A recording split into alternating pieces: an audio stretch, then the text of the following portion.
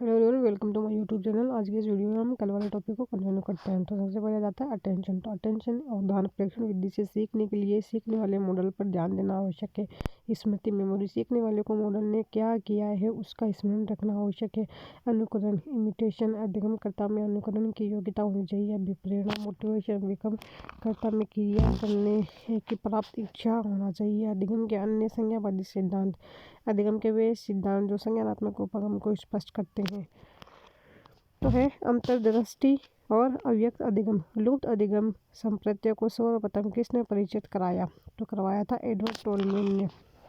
Tolman का सिद्धांत प्राचीन व क्रिया प्रस्तुत अनुबंध में केवल बाह्य व्यवहार एसआर या ऐसे संबंध जो प्रेक्षणीय पर ही ध्यान केंद्रित किया गया। कुछ मनोवैज्ञानिक ने व्यवहार के समय होने वाले मानसिक प्रक्रियाओं जिससे ज्ञान में परिवर्तन आता है को महत्वपूर्ण माना है और अधिगम को संज्ञान के आधार पर समझने का प्रयास किया। उक्त पद्धति में अंतर्दृष्टि व अव्यक्त अधिगम प्रमुख है। टोलमैन का अधिगम सिद्धांत व्यवहारवाद व समग्रवाद का अनूठा मिश्रण है। इसे अन्य नामों से भी जाना जाता है।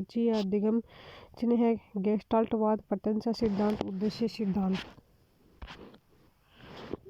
अव्यक्त अधिगम लेटेंट लर्निंग।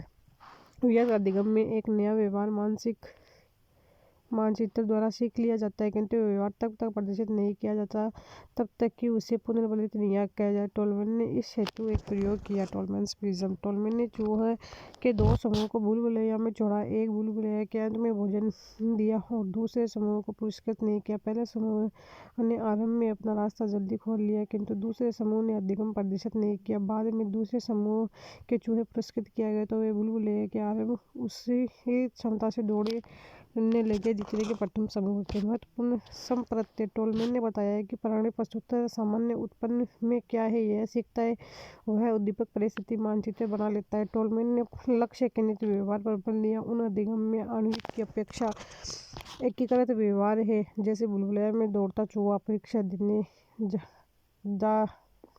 व्यक्ति अपने पूरे पथ को समझकर समग्र प्रारंभिक वांछित लक्ष्य की प्राप्ति के लिए अनुक्रिया करता है।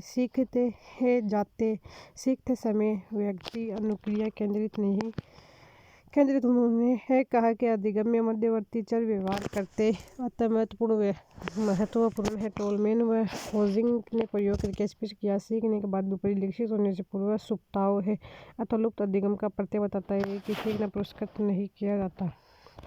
ब्रूनर के संज्ञानात्मक अधिगम सिद्धांत से संबंधित है तो विषय की संरचना, अन्वेषणात्मक अधिगम, विद्यार्थी सोच सक्रियता, निम्नलिखित में से कौन ऐसा अधिगम सिद्धांत से संबंध नहीं है? तो जो संबंध नहीं है वो है ब्रूनर का संज्ञानात्मक सिद्धांत अधिगम का सिद्धांत। ब्रूनर का सिद्धांत आधुनिक संज्ञानात्मक सिद्धांत कहलाता है। उन्होंने इसके 3 स्तर क्रमशः क्रियात्मक, प्रतिबिंबात्मक तथा संकेतात्मक दिए, जिसमें चर्चा हमने बाल विकास खंड में की। अधिगम सिद्धांत को 6 महत्वपूर्ण भागों में विभक्त किया जा सकता है। अंतर्दर्शी चिंतन बनाम विश्लेषणात्मक चिंतन। शिक्षकों को विद्यार्थी में विश्लेषणात्मक चिंतन की अपेक्षा अंतर्दर्शी चिंतन को प्रोत्साहित करना चाहिए। विषय की संरचना।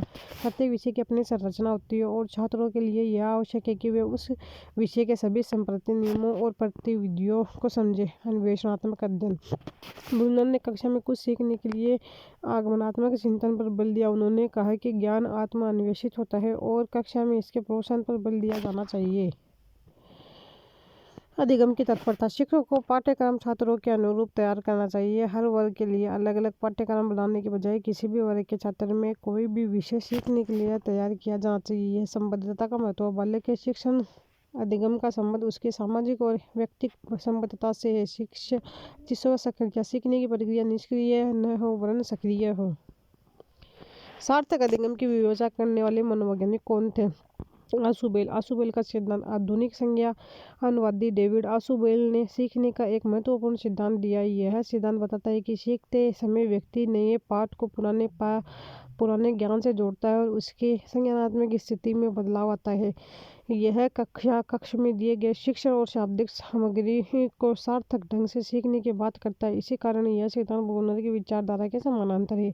यह सीखने के 4 प्रकार का वर्णन करता है: रटकर सीखना, अर्थपूर्ण अधिगम, अभिग्राही अधिगम, अन्वेषण अधिगम। सीखने का संज्ञानात्मक क्षेत्र सिद्धांत किस मनोवैज्ञानिक द्वारा दिया गया है? तो लेविन द्वारा दिया गया है। निम्नलिखित में से कौन सा जोड़ा सही नहीं है? जो सही नहीं है वो है सामाजिक अधिगम का सिद्धांत ब्रूनर। कट लेविन का सिद्धांत संज्ञानात्मक क्षेत्र सिद्धांत, तलरूप का सिद्धांत संदेश मनोवैज्ञानिक क्षेत्र मनोविज्ञान प्राणी और उसके वातावरण से मिलकर बने क्षेत्र पर बल देता है। B=F_P.A। बी है बिहेवियर व्यवहार, फंक्शन प्रक्रिया, सापेक्ष, P पर्सन प्राणी, E एनवायरनमेंट वातावरण। कार्ल रोजर्स के सिद्धांत का संबंध है मानवतावाद से। कार्ल रोजर्स का सिद्धांत मनोविज्ञान की मानवतावादी शाखा में कार्ल रोजर्स का सिद्धांत प्रमुख है। रोजर्स के अनुसार आत्म संप्रत्यय का निर्माण अधिगम में आत्मा को व्यक्ति के स्वयं के संबंध में स्वयं के कथनों से पहचाना जा सकता है। व्यक्ति के संबंध में अन्य व्यक्तियों द्वारा भी छवि को आदर्श मान लिया जाता है। व्यक्ति इसी के संवर्धन का प्रयास करता है जिसके फलस्वरूप अधिगम में वृद्धि होती है। रोजर्स ने माना कि संज्ञानात्मक अधिगम अर्थहीन है, अनुभवात्मक अधिगम प्राकृतिक होता है, व्यक्तिगत समवर्ती व प्रगति के लिए अनिवार्य है। अधिगम सोपानिकी कौशल अधिगम के निम्नलिखित चरणों का सही क्रम है। तो जो सही क्रम है वो है 2, 3 है। संज्ञानात्मक साहचर्य और स्वायत्त। फिट्स द्वारा अर्जन की प्रक्रिया के 3 प्रमुख चरण बताए गए। संज्ञानात्मक सिद्धांत, यहाँ अधिगमकर्ता को प्रत्येक निर्देश को समझकर याद करना पड़ता है और एक एक करके पूरी प्रक्रिया का निष्पादन करना होता है। सहचार्यात्मक, विभिन्न प्रकार की सूचनाओं को उपयुक्त अनुक्रिया से जोड़ा अथवा अनेक मध्य सहचार्य स्थापित किया जाता है। अभ्यास के बढ़ने के साथ साथ त्रुटियां कम होती जाती है। स्वायत्त, इस चरण में सहचार्यात्मक चरण के अवधानिक मांगे अटेंशन डिमांड कम हो जाती है और बाह्य कारकों द्वारा उत्पन्न बाधाएं घट जाती है, जैसे गाड़ी चलाना सीखना। निम्न में से स्वाभाविक संप्रत्य नहीं है तो वर्ग नहीं है। संप्रत्य, यह किसी विषय वस्तु का निश्चित गुण या विश्लेषणों का समूह जो कि एक निश्चित समय से जुड़ा हुआ होता है। संप्रत्य 2 प्रकार के होते हैं: कृत्रिम संप्रत्य, आर्टिफिशियल कॉन्सेप्ट। वे संप्रत्य जो पूर्णतः परिभाषित हो और इसके विशेष अकेले आवश्यक विशेषताओं के साथ मिलकर इनका पर्याप्त रूप से वर्णन करे। जैसे त्रिभुज केवल शब्द वर्ग की सभी विशेषताओं के अधिगमकर्ता के समक्ष करने का प्रयास है। स्वाभाविक संप्रत्य, नेचुरल कॉन्सेप्ट, यह संप्रत्य पूर्णतः परिभाषित नहीं होते तथा इसमें उदाहरण भिन्नता को देखने को मिलती है, जैसे कपड़े, औजार आदि। केवल मकान शब्द पूर्णतः मकान विशेषता को परिभाषित नहीं कर सकता। संकेत अधिगम के अंतर्गत सीखा जाता है। तो फिर है, एक कॉलेज जाने वाली लड़की ने फर्श पर कोट फेंकने की आदत डाली। लड़की की माँ ने उसे कहा कि बाहर जाओ और कोट को खूंटी पर टांगो। लड़की अगले दिन घर प्रवेश करती है, कोट को हाथ पर रखकर अलमारी की तरफ जाकर कोट को खूंटी में टांग देती है। इसका उदाहरण है श्रृंखला अधिगम। चेन लर्निंग का संबंध किससे है? गेने के अनुसार निम्नलिखित में से कौन से 8 में से अधिगम प्रकार का सही पदानुक्रम है? The condition of learning book लिखी है तो रॉबर्ट गेने ने लिखी है। निम्नलिखित में से कौन सी गेने द्वारा प्रदत्त अधिगम सोपानिकी की उच्चतम व्यवस्था है? समस्या समाधान अधिगम। गेने की अधिगम सोपानिकी। रॉबर्ट गेने ने अपनी पुस्तक द कंडीशन ऑफ लर्निंग में 8 प्रकार के श्रृंखलाबद्ध क्रम में अधिगम को स्पष्ट किया। इनके अनुसार अधिगम सरलता से जटिलता की ओर जाने वाली प्रक्रिया है। इसके प्रथम 4 चरण व्यवहारवाद का अनुसरण करते हैं, वहीं अंतिम 4 संज्ञानवाद से संबंधित है। सरल से जटिल की ओर समस्या समाधान अधिगम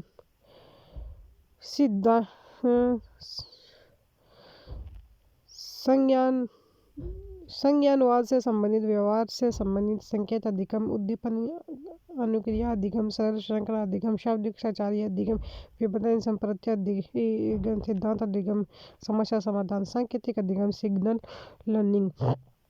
गेने के अनुसार अधिगम प्रक्रिया का पहला चरण है संकेत अधिगम। यहाँ बालक संकेतों के आधार पर सीखता है। यह पावलार के शास्त्रीय अनुकूलन या परंपरागत अनुकूलन से संबंधित है। इस स्तर पर बालक परंपरागत अनुकूलन द्वारा अधिगम को प्राप्त करता है। उदाहरण, छोटे कक्षों में वर्णमाला याद करना। उद्दीपन अनुक्रिया अधिगम, स्टिमुलस रेस्पॉन्स लर्निंग। इस स्तर पर प्राणी किसी उद्दीपक के प्रति ऐच्छिक अनुक्रिया करता है। परिणाम सुखद होने पर धीरे धीरे उस अनुक्रिया के प्रति अधिगम को प्राप्त कर लेता है। यहाँ पुरस्कार या पुनर्मिलन का बहुत महत्व है। यह स्तर के क्रिया प्रसूत अनुबंध से संबंधित है। सरल श्रृंखला अधिगम चेन लर्निंग अधिगम के इस स्तर पर प्राणी विभिन्न पर अनुक्रिया की श्रृंखला का निर्माण कर क्रमिक रूप से अधिगम करता है। इस स्तर पर अधिगम सामग्री का एक व्यवस्थित क्रम होता है और प्राणी की क्रियाओं में उसी क्रम का अनुसरण होता है। उदाहरण, गाड़ी चलाने की प्रक्रिया में व्यक्ति विभिन्न अनुदेशों का क्रमिक रूप से पालन करता है, यथा चाबी लगाना, स्टार्ट करना, क्लच दबाना, गियर दबाना, क्लच छोड़ते हुए एक्सीलरेटर दबाना, और इन्हीं के द्वारा समग्र रूप से गाड़ी चला पाता है। दबाना और इन्हीं के द्वारा पूछे गए प्रश्न में लड़की द्वारा कोट के खूंटे पर टांग देना श्रृंखला अधिगम है, क्योंकि इस प्रक्रिया में उसने एक श्रृंखला का अनुसरण किया, जैसे कैमरे में प्रवेश करना, कोट को हाथ में रखना, अलमारी की तरफ जाना, उसे टांग देना।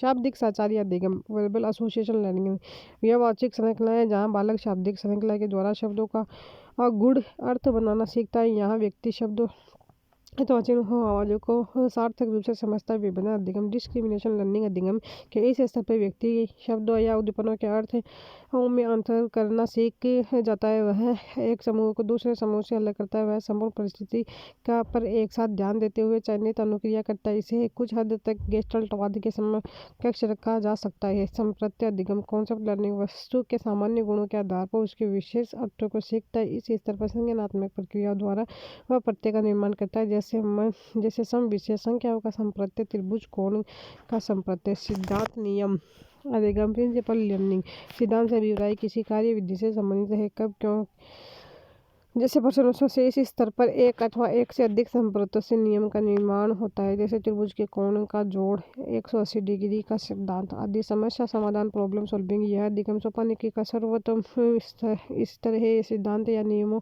का सूझ समझ के साथ प्रयोग करना किसी समस्या के समाधान के लिए, इसके लिए चिंतन आवश्यक है। इस प्रकार के अधिगम में अवलोकन, विश्लेषण, तर्क, चिंतन, विवेचन, कल्पना आदि की आवश्यकता होती है। फिर है अधिगम अंतरण।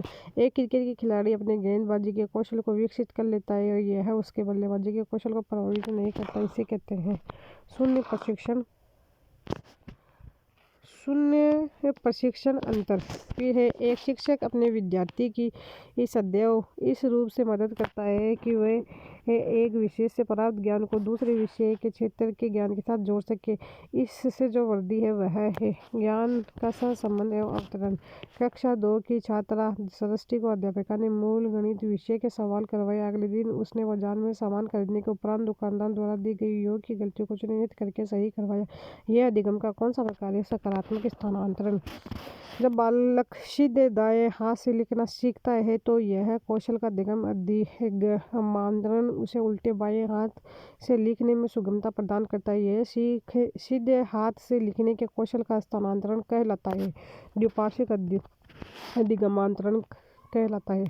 विगम अधिगम द्वारा वर्तमान अधिगम का धनात्मक सरलीकरण सुसाध्य। उदाहरण के तौर पर योग द्वारा गुणा में सहायता करना इस प्रकार का अधिगम स्थानांतरण कहलाता है। तो कहलाता है अनुक्रमिक स्थानांतरण।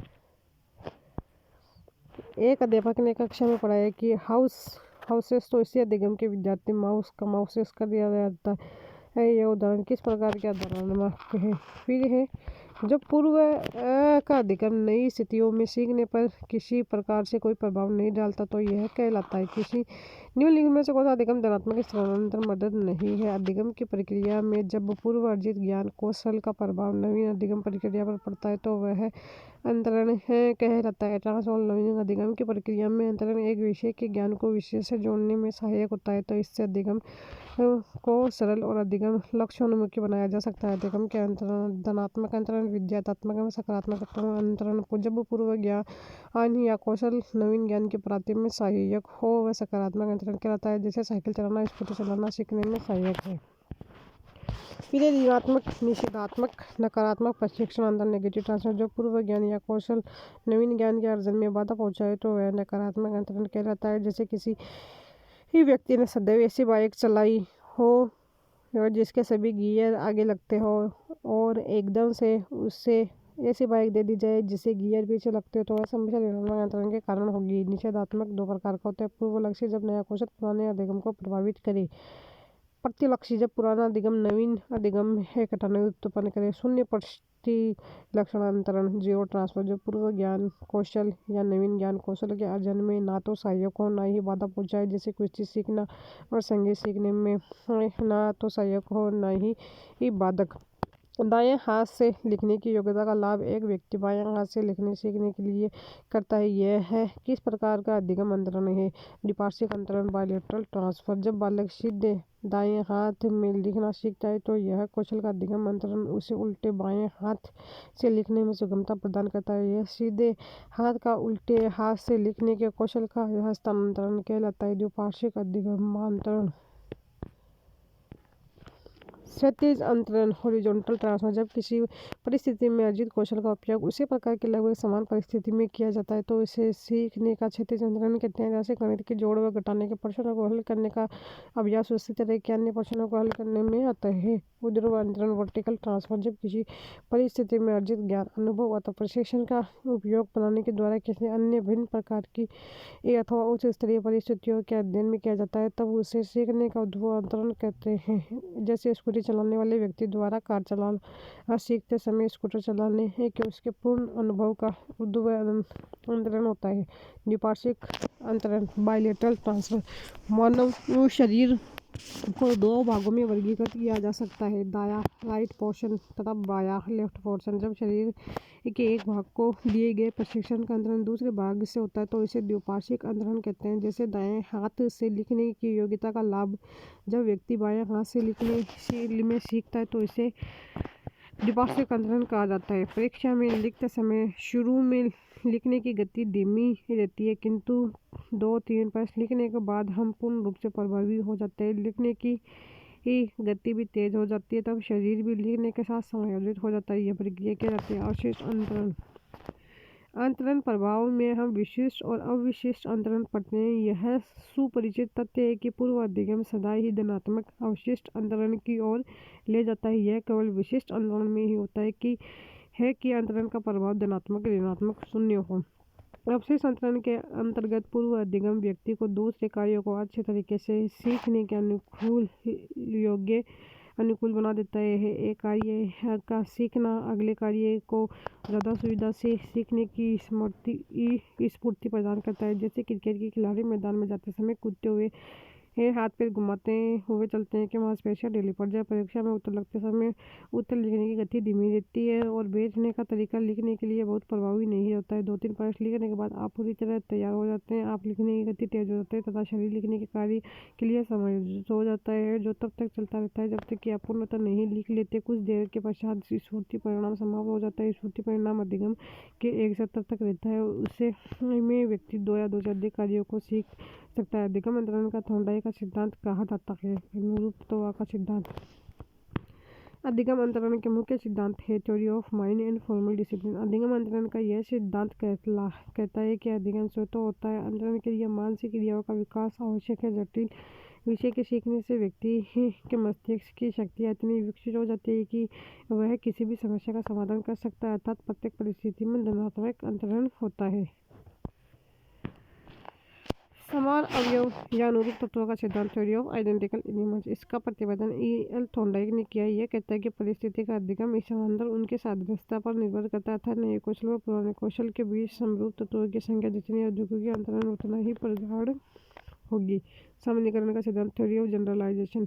इसका प्रतिपादन से यह जन्य किया था जड़ के अनुसार छात्र पुरानी स्थिति अथवा पुराने कौशल को सीखते समय नए सामान्य सिद्धांतों का निर्माण कर लेते हैं और नवीन परिस्थिति में उन सिद्धांतों या नियमों का उपयोग अधिगम हेतु करते हैं। आदर्शों का सिद्धांत थ्योरी ऑफ आइडियल्स। इसका प्रतिपादन W.C. वागले ने किया। उन्होंने सामान्यीकरण के साथ मूल्यों का जुड़ाव यदि हो जाए तो अधिगम शीघ्र हो जाता है। ऐसे में आदर्श मूल्यों का महत्व अधिक है, अतः अंतरण में आदर्श मूल्यों का अंतरण होता है। पक्षांतर आरोपण का सिद्धांत गेस्टाल्टाइजेशन ट्रांसफर थ्योरी। इसका प्रतिपादन गेस्टाल्ट मनोवैज्ञानिक ने किया। एक परिस्थिति में उत्पन्न सूझ पूर्ण रूप से दूसरे पर आरोपित हो जाती है। अंतरण संभव सीखना सीखने का सिद्धांत theory of learning to learn. इस प्रकार के कार्य को करते व्यक्ति उसमें परंपरागत हो जाता है। ऐसे में वह उससे मिलते जुलते अन्य कार्य भी कर लेता है। सामान्य व विशेष अंश का सिद्धांत, थ्योरी ऑफ जी&एस फैक्टर। इसका प्रतिपादन स्पीयरमैन ने किया। किसी भी अधिगमकर्ता अधिगम से सामान्य एवं विशिष्ट योग्यताएं होती है। अंतराल में सदैव सामान्य योग्यताओं का ही स्थानांतरण संभव है। फिर है चैप्टर नंबर 3, सामान्य परिचय है। अभी फिर सेकंड है अभिप्रेरणा चक्र है। थर्ड है अभिप्रेरकों का वर्गीकरण, अभिप्रेरणा के विविध सिद्धांत। तो सामान्य परिचय एक आंतरिक मानसिक दशा जो किसी व्यवहार या क्रिया को प्रारंभ करने तथा बनाए रखने को प्रभावित करती है कहलाती है, अभिवृत्ति कहलाती है। अभिप्रेरणा का शाब्दिक अर्थ है लैटिन भाषा के शब्द मूवर्स से लिया गया, जिसका संदर्भ है गति। निम्न में से अभिप्रेरणा का कार्य कौन सा नहीं है? तो जो नहीं है वो है तर्क बढ़ाना।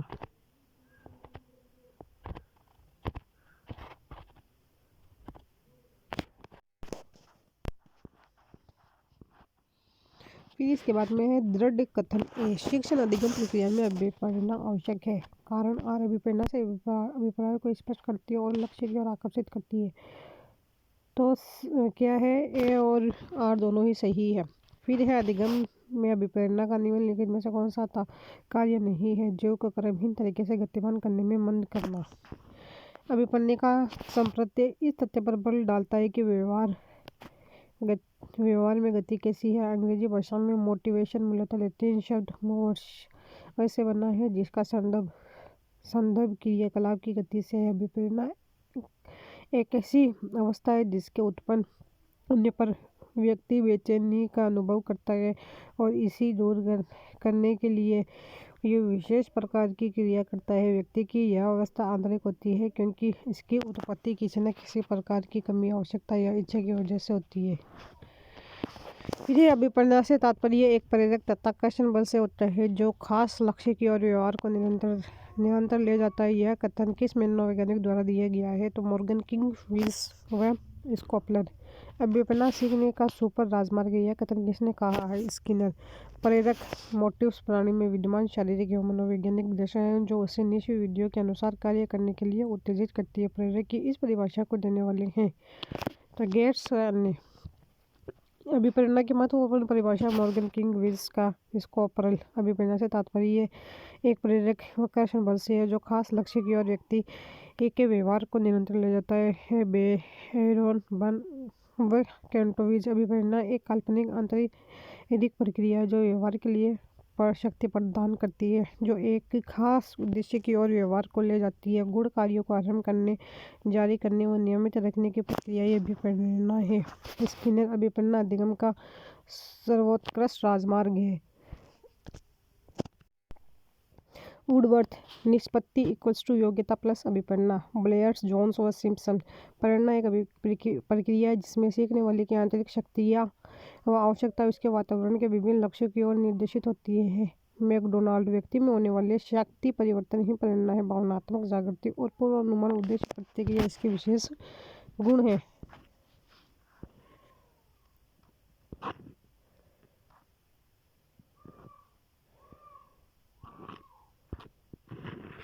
फिर है वुडवर्थ। प्रेरक व्यक्ति की वह दशा जो उसे निर्धारित व्यवहार करने के लिए निश्चित उद्देश्य की प्राप्ति के लिए उत्तेजित करती है। लाबेल। अभिप्रेरणा एक ऐसी मनोशारीरिक एवं आंतरिक प्रक्रिया जो किसी आवश्यकता की उपस्थिति में उत्पत्ति यह ऐसी क्रिया की और गतिशील होती है जो उस आवश्यकता को संतुष्ट करने वाली होगी। अबेरिल। अभिप्रेरणा का अर्थ है सजीव प्रयास। यह कल्पना क्रियाशील बनाती है, मानसिक शक्ति के गुप्त और अज्ञात स्रोतों और जागृत और प्रयुक्त करती है, हृदय को स्पंदित करती है, निश्चित अभिलाषा और अभिप्रायों को पूर्णतः मुक्त करती है, भला कार्य करने, सफल होने और विजय पाने की इच्छा को प्रोत्साहित करती है।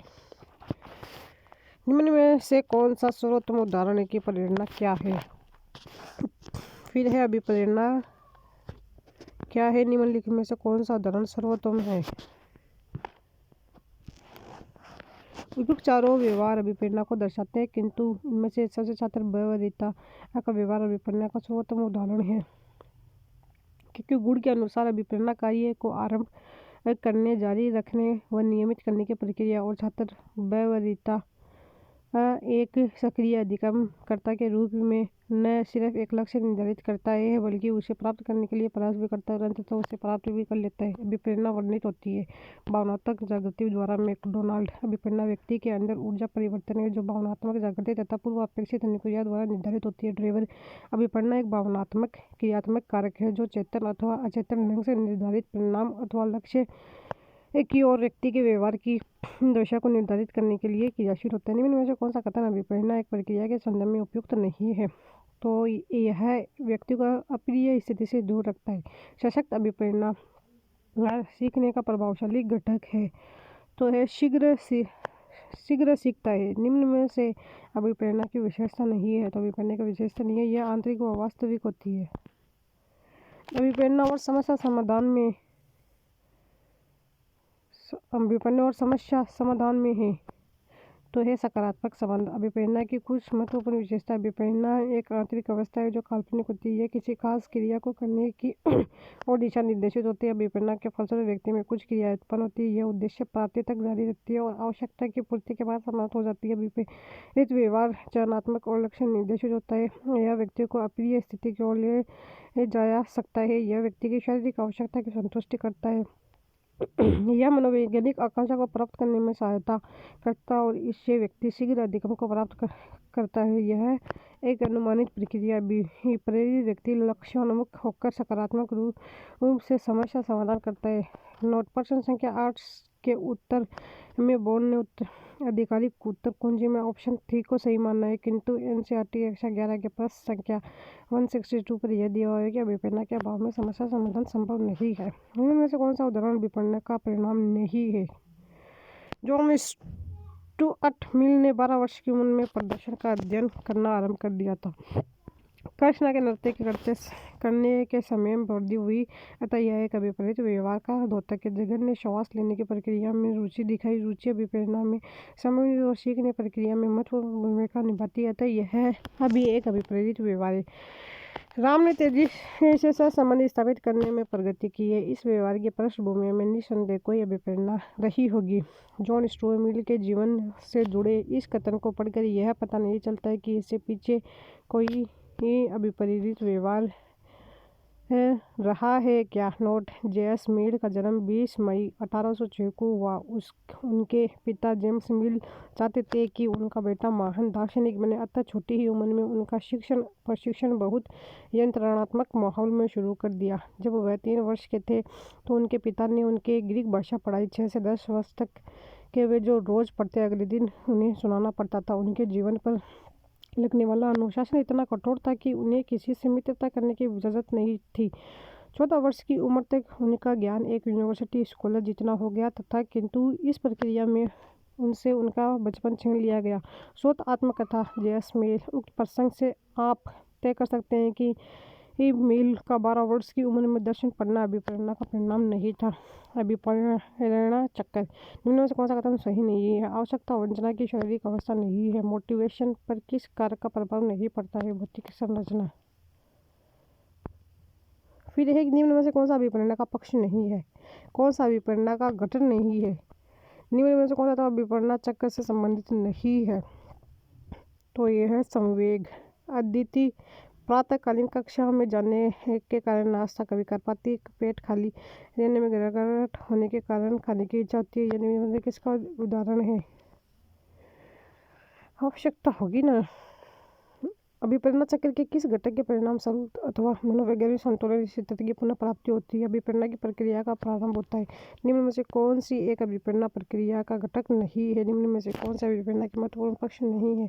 अभिप्रेरणा चक्र का पहला चरण है आवश्यकता। चालना या अंतर्नोद से अभिप्राय उस शक्ति से है जो प्राणी को क्रिया करने के लिए तैयार करती है। यह कथन किस मनोवैज्ञानिक द्वारा दिया गया है? आर.एस. वुडवर्थ। आवश्यकता जन्म देती है अंतर्नोद को। अभिप्रेरणात्मक चक्र के 3 महत्वपूर्ण घटक कौन से हैं? आवश्यकता, अंतर्नोद तथा प्रोत्साहन। अभिप्रेरणा चक्र के 3 महत्वपूर्ण तत्व हैं। इनके संदर्भ में हिलगार्ड का कथन प्रसिद्ध है। अभिप्रेरणा = आवश्यकता प्लस अंतर्नोद प्लस उद्दीपन। अभिप्रेरणा चक्र के महत्वपूर्ण तत्वों को निम्नलिखित चित्र द्वारा समझा जा सकता है। आवश्यकता, अंतर्नोद, उद्दोलन, लक्ष्य निर्दिष्ट उपलब्धि, उद्दोलन की कमी। आवश्यकता नीड कमी या अति की शारीरिक अवस्था को आवश्यकता कहा जाता है। यह व्यक्ति में आंतरिक या बाह्य कारणों से उत्पन्न अवस्था है जिसकी अनुभूति अभाव वंचना के रूप में होती है। यह अभिपरिणात्मक चक्र की पहली अवस्था है। वस्तुतः यह जैविक अथवा सामाजिक आवश्यकता के रूप में परिलक्षित होती है। चालना या अंतर्नोद ड्राइव, अंतर्नोद या प्रणोद तनाव अथवा क्रियाशीलता की अवस्था को कहा जाता है जो किसी आवश्यकता द्वारा उत्पन्न अथवा अर्थात आवश्यकता अंतर्नोद को जन्म देती है। परिरेख में दो चीज़ों का समावेश होता है, बड़ी अंतर्नोद और व्यवहार की लक्ष्य प्राप्ति की ओर अग्रसर होने की प्रवृत्ति। जब प्रणोद के फलस्वरूप व्यक्ति का व्यवहार लक्ष्य प्राप्ति की दिशा में अग्रसर होता है तो ऐसे व्यवहार को प्रेरित व्यवहार कहते हैं। चालना या अंतर्नोद से संबंधित महत्वपूर्ण बिंदु R.S. वुडवर्थ पहले मनोवैज्ञानिक थे जिन्होंने चालना पट्टियों को मनोवैज्ञानिक में स्थान दिया। P.T. यंग ने अपनी पुस्तक मोटिवेशन एंड इमोशन में चालना के संदर्भ में कहा, चालना शक्ति है जो शरीर को गति प्रदान करती है। यह आंतरिक उद्दीपन है जो शरीर की गति देता है। यह आंतरिक परिस्थिति है जो शक्ति प्रदान करता है और अंततः जिसके द्वारा कोई क्रिया घटित होती है। सामान्य प्रक्रिया यह व्यवहारात्मक प्रवृत्ति है। यह प्राणी की विशिष्ट लक्ष्य निर्दिष्ट क्रिया उद्दीपन इंसेंटिव्स लक्ष्य प्रोत्साहन या उद्दीपन वातावरण की वह वस्तु है जो व्यक्ति को अपनी ओर आकर्षित करती है तथा जिसकी प्राप्ति से व्यक्ति की आवश्यकता की पूर्ति तथा प्रणोद में कमी आ जाती है। लक्ष्य या प्रोत्साहन दो प्रकार के होते हैं। धनात्मक वे उद्दीपन जिन्हें व्यक्ति प्राप्त करना चाहता है, उदाहरण भोजन, प्रशंसा, धन। ऋणात्मक वे उद्दीपन जिन्हें से व्यक्ति दूर जाना चाहता है, धन, अत्यधिक गर्मी या ठंड आदि। सत्य कथन है तो सत्य कथन कौन से हैं? सारे के सारे आवश्यकता प्राणियों के भीतर का तनाव है। यह कुछ उद्दीपन या लक्ष्यों के संबंध में प्राणी के क्षेत्र को व्यवस्थित करने में प्रवृत्त करती है जो उनकी प्राप्ति की ओर निश्चित क्रिया को उत्तेजित करती है। अंतर्नोद आदि शक्ति का मूल्य है जो मानव प्राणियों को क्रियाशील बनाते हैं। उद्दीपन व्यवहार को उद्दीप्त करता है, कायम रखता और निर्देशित करता है। अभिप्रेरणा का वर्गीकरण निम्न में से मेशेलो द्वारा वर्गीकृत प्रेरक नहीं है तो स्वाभाविक नहीं। अभिप्रेरणा का वर्गीकरण मेशेलो के अनुसार जैविक, इनेट एक्सपीरियंस, अर्जित, एक्वायर्ड मोटिव्स, व्यक्तिगत, पर्सनल, सोशल, व्यक्तिगत प्रेरणाएं, आदत संबंधी, हैबिचुअल, जीवन लक्ष्य, लाइफ गोल, अभिरुचि, इंटरेस्ट, अचेतन इच्छाएं, अनकॉन्शियस डिजायर्स, अभिवृत्ति, एटीट्यूड, सामाजिक प्रेरणाएं, सामुदायिक, ग्रीगरियसनेस, स्वग्रह या आत्म स्थापना, सेल्फ असर्शन, संग्रहशीलता, युद्ध प्रवृत्ति या युद्धोत्साह। थॉमस के अनुसार सुरक्षा, सिक्योरिटी, प्रतिक्रिया, रिएक्शन, नवीन अनुभव, न्यू एक्सपीरियंस। वुडवर्थ के अनुसार आंगिक आवश्यकता, ऑर्गेनिक नीड्स, भूख, प्यास, मनमूत्र विसर्जन, आपात प्रेरणाएं, इमरजेंसी मोटिव। इसके अंतर्गत जीवन रक्षा संबंधी प्रेरणाएं, ऑब्जेक्टिव मोटिव्स। इन प्रेरणाओं के फलस्वरूप वातावरण की परिस्थितियों में प्रभावित होता है, एक विशेष ढंग का प्रभावपूर्ण व्यवहार दृष्टिगत होता है। थॉमसन के अनुसार स्वाभाविक, नेचुरल, कृत्रिम, आर्टिफिशियल। गेरेट के अनुसार जैविक, बायोलॉजिकल, मनोवैज्ञानिक, साइकोलॉजिकल, सामाजिक, सोशल। शेफर के अनुसार पुष्टिकरण, कन्फर्मेटिव, विशिष्टता, मास्टरी, आदत, हैबिट, संवेग, इमोशन। निम्न में से असत्य कथन है। निम्न में से कौन सा जन्मजात अभिप्रेरक नहीं है? आकांक्षा है शायद। सम्मान और प्रतिष्ठा व्यक्ति के लिए अभिप्रेरणा की तरह करते हैं। यह प्रेरक निम्न में से किस श्रेणी से संबंधित है? निम्न में से कौन सा जन्मजात अभिप्रेरक नहीं है? तो आदत नहीं है। कोई भी अभिप्रेरक पूर्णतः जैविक अथवा मनोसामाजिक नहीं होता। यह व्यक्ति में विभिन्न मिश्रणों में उद्दीपित होते हैं। मनोवैज्ञानिक दृष्टिकोण से अभिप्रेरक को दो वर्गों में विभाजित किया जा सकता है, जैविक एवं मनोसामाजिक। इनसे संबंधित महत्वपूर्ण बिंदु एक सारणी के रूप में प्रस्तुत किए जा रहे हैं। जैविक, यह अभिप्रेरण के सहज अंतर्जात जैविक कारकों जैसे हार्मोन, तंत्रिका, संचारक, मस्तिष्क संरचना, अधश्चतक, उपलवलकुटीय तंत्र, हाइपोथैलेमिक एंड लिम्बिक सिस्टम इत्यादि पर फोकस करते हैं। यह अभिप्रेरण के मनोवैज्ञानिक, सामाजिक, पर्यावरणीय कारकों और उसकी परस्पर अंतक्रिया से संबंध रखते हैं जिससे अभिप्रेरणा उत्पन्न होती है। जैसे उदाहरण है भूख, प्यास, काम, अभिप्रेरण, मनमूत्र। इसके उदाहरण है उपलब्धि, संबंधन, शक्ति, जिज्ञासा, अन्वेषण और आत्मा संबंधी अभिप्रेरक की आवश्यकता। यह जन्मजात होते हैं और जीवित रहने के लिए आवश्यक होते हैं। शरीर की क्रियात्मक या शारीरिक अभिप्रेरक यह जन्मजात नहीं होते, अर्जित अथवा सीखे होते हैं और जीवित रहने के लिए आवश्यक नहीं होते। यह सार्वत्रिक होते हैं। देश काल की समरूपता, यूनिवर्सल, यह सार्वत्रिक नहीं होते। इसमें व्यक्ति में समस्थिति ही बनाने का गुण होता है। होमियोस्टेसिस, संतुलन, शारीरिक स्थिति से इनका कोई संबंध नहीं होता। अभिप्रेरकों की अभिव्यक्ति में एक ही प्रजाति के सभी सदस्यों में समरूपता होती है। इनके अभाव में व्यक्ति जैविक रूप से तो जीवित रह सकता है किंतु सामाजिक रूप से उसका जीवित रहना संभव नहीं है। अभिप्रेरक सुप्त आंतरिक संतुलन के प्रति प्रतिक्रिया उत्पन्न करता है। इन्हें सामाजिक इसलिए कहा जाता है क्योंकि व्यक्ति इन्हें सामाजिक परिस्थितियाँ जैसे परिवार, पड़ोस, स्कूल, कॉलेज या साथियों आदि के बीच रहकर सीखता है। निम्न में से कौन सा उदाहरण अर्जित प्रेरक का है? तो रुचि है और जो पुरस्कार है। किसी चीज़ को अपने से करने, उसे अच्छे ढंग से करने तथा उसमें विशेषता दिखाने की सकारात्मक ऊर्जा को कहा जाता है उपलब्धि। प्रेरणा चुनौतीपूर्ण और कठिन निष्पादन में प्रवीणता की संतुष्टि प्राप्ति की प्रत्याशा कह जाती है उपलब्धि अभिप्रेरणा। निम्न में से कौन सा व्यवहार विद्यार्थी की उपलब्धि पर अभिप्रेरणा को दर्शाता है? तो अपने निष्पादन स्तर में सुधार के लिए कठोर प्रयत्न करना। यदि कोई बालक अपने निष्पादन में श्रेष्ठ को प्राप्त करना चाहता है तब उसमें कौन सा अभिप्रेरणात्मक बल कार्य करता है? उपलब्धि अभिप्रेरणा। प्रगतिशील परिवारों में बच्चों में अपेक्षाकृत कौन सा अधिक प्रबल होता है? उपलब्धि। निम्न में से कौन सा दैहिक अभिप्रेरक नहीं है? उपलब्धि। निम्न में से कौन सा मनोसामाजिक अभिप्रेरण का उदाहरण नहीं है? काम अभिप्रेरक। निम्नलिखित में से कौन सा द्वितीयक प्रबलक नहीं है? भोजन। जैविक अभिप्रेरक के प्रमुख प्रकार भूख, प्यास, नींद, काम, यौन, विश्राम, मूत्र त्याग। अर्जित अभिप्रेरकों के प्रमुख प्रकार है संबंध अभिप्रेरक, शक्ति अभिप्रेरक, जिज्ञासा अन्वेषण। उपलब्धि अभिप्रेरक आक्रामक, अनुमोदन, चिंता, हास। अर्जित अभिप्रेरकों का सामान्य परिचय। संबंध अभिप्रेरक अफिलिएशन मोटिव, दूसरों को चाहना व भौतिक रूप से उनके निकट आने की चाह को संबंध कहते हैं। इसमें सामाजिक संपर्क की अभिप्रेरणा अंतर्निहित होती है। संबंध की आवश्यकता उस समय उद्दीप्त होती है जब लोग अपने को खतरे में या असहाय महसूस करते हैं और उस समय भी जब वे प्रसन्न होते हैं वे दूसरों का साथ खोजते हैं व उनके साथ मित्रतापूर्ण संबंध बनाए रखते हैं। यह प्रारंभिक किशोरावस्था में सर्वाधिक दृष्टिगत होता है।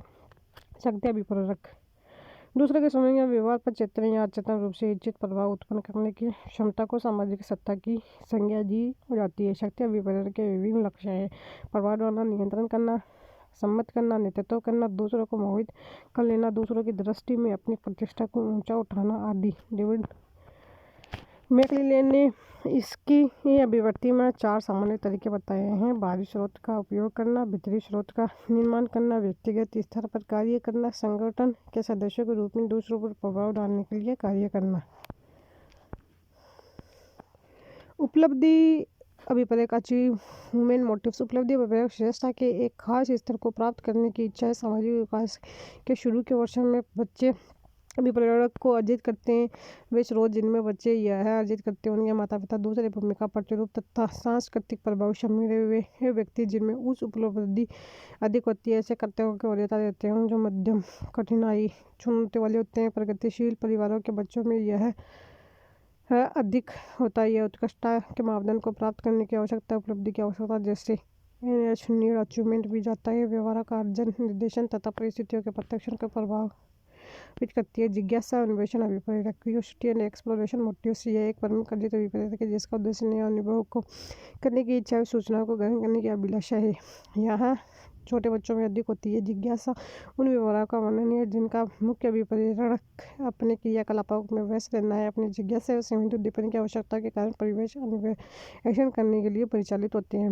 विभिन्न प्रकार की संवेदी आवश्यकता जिज्ञासा से घनिष्ठ रूप से संबंधित होती है। यह अभिप्रेरक तथा अन्वेषण और जिज्ञासा उसकी अभिव्यक्ति है। क्या होगा यदि ऐसा होता है? जैसे पर्सन। आक्रामक अभिप्रेरक एग्रेसिव मोटिव्स।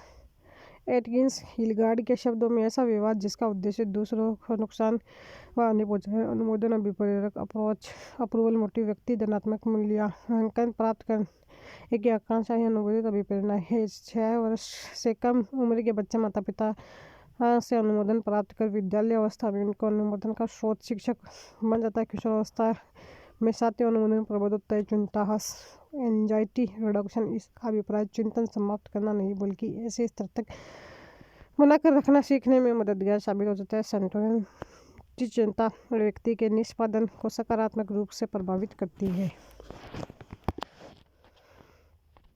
यदि बाह्य प्रेरणा एक अंत की युक्ति हो तो आंतरिक प्रेरणा है अपने आप में एक अंत। बाह्य अभिप्रेरणा से समावेशित किया जा सकता है। सभी में किया जाता है प्रशंसा व दोषारोपण, प्रतिद्वंद्विता, पुरस्कार वर्धन, परिमाण का ज्ञान। एक अध्यापन को निम्न में से किस कथन से सहमत होना चाहिए? बाह्य अभिप्रेरणा तब होती है जब अधिगमकर्ता बाह्य पुरस्कार प्राप्त करने के लिए कार्य करते हैं। निम्नलिखित में से उस उदाहरण का चयन कीजिए जो आंतरिक अभिप्रेरणा को दर्शाता है। तो वह मेगा अपने परियोजना कार्य के लिए विभिन्न स्रोत तलाश रही है क्योंकि वह नई जानकारी प्राप्त करने में रुचि रखती है। बार बार बच्चों को सजा से बचने या इनाम पाने के लिए सीखने की गतिविधियों में संलग्न होने के लिए क्या दर्शाना चाहिए। तो ये है बच्चों की प्राकृतिक रुचि और सीखने में शामिल होने की जिज्ञासा को कम करता है। इनमें से कौन सा बाह्य अभिप्रेरण का उदाहरण है। पुरस्कार। सीता एक डे केयर सेंटर में काम करती है, वेतन कम है और काम के घंटे लंबे, लेकिन वह बच्चों के आसपास रहना पसंद करती है और उच्च वेतन वाली नौकरी की तलाश करने की कोई इच्छा नहीं रखती। सीता की प्रेरणा किस प्रकार की है। आंतरिक। रोहन सामान्य ज्ञान की जिला स्तरीय प्रतियोगिता परीक्षा की तैयारी कर रहा था क्योंकि वह जानता है जो इस परीक्षा में उत्तीर्ण होगा उसे परीक्षा आयोजकों द्वारा ताजमहल घूमने के लिए भेजा जाएगा। रोहन का उदाहरण है केवल बाह्य अभिप्रेरणा का। निम्नलिखित में से कौन सी एक आंतरिक प्रेरक शक्ति नहीं है। पुनर्बलन। निम्न से कौन सा कार्य बाह्य ये प्रेरक का है। तो है सिर्फ दौड़ में भाग लेना। आंतरिक व बाह्य प्रेरक। आंतरिक अभिप्रेरणा दृश्य वातावरण के साथ समायोजन करने में उत्पन्न आत्म निर्धारण तथा सक्षमता के भाव की आवश्यकता आंतरिक अभिप्रेरणा कहलाती है। स्वार्थ। व्यक्ति के भीतर से उत्पन्न वह दबाव जो उसे एक निश्चित दिशा में व्यवहार करने के लिए प्रेरित करता है। बाह्य अभिप्रेरणा। स्वार्थ वह प्रोत्साहन जो व्यक्ति को बाहर से दिया जाए जो एक निश्चित दिशा में व्यवहार करने के लिए प्रेरित हो। आंतरिक अभिप्रेरणा। इसका स्रोत मनुष्य के भीतर होता है। बाह्य अभिप्रेरणा। इसका स्रोत कोई बाहरी तत्व नहीं होता। ऐसे अभिप्रेरण को प्रत्यक्ष रूप से बाहर से देखा नहीं जा सकता। ऐसे अभिप्रेरण को बाहर से देखा जा सकता है। यह व्यक्ति को कार्य केंद्रित रखता है। यह व्यक्ति को लक्ष्य केंद्रित रखता है। उपलब्धि की आवश्यकता, संबंध की आवश्यकता, आकांक्षा स्तर। आंतरिक अभिप्रेरणा के कुछ उदाहरण हैं।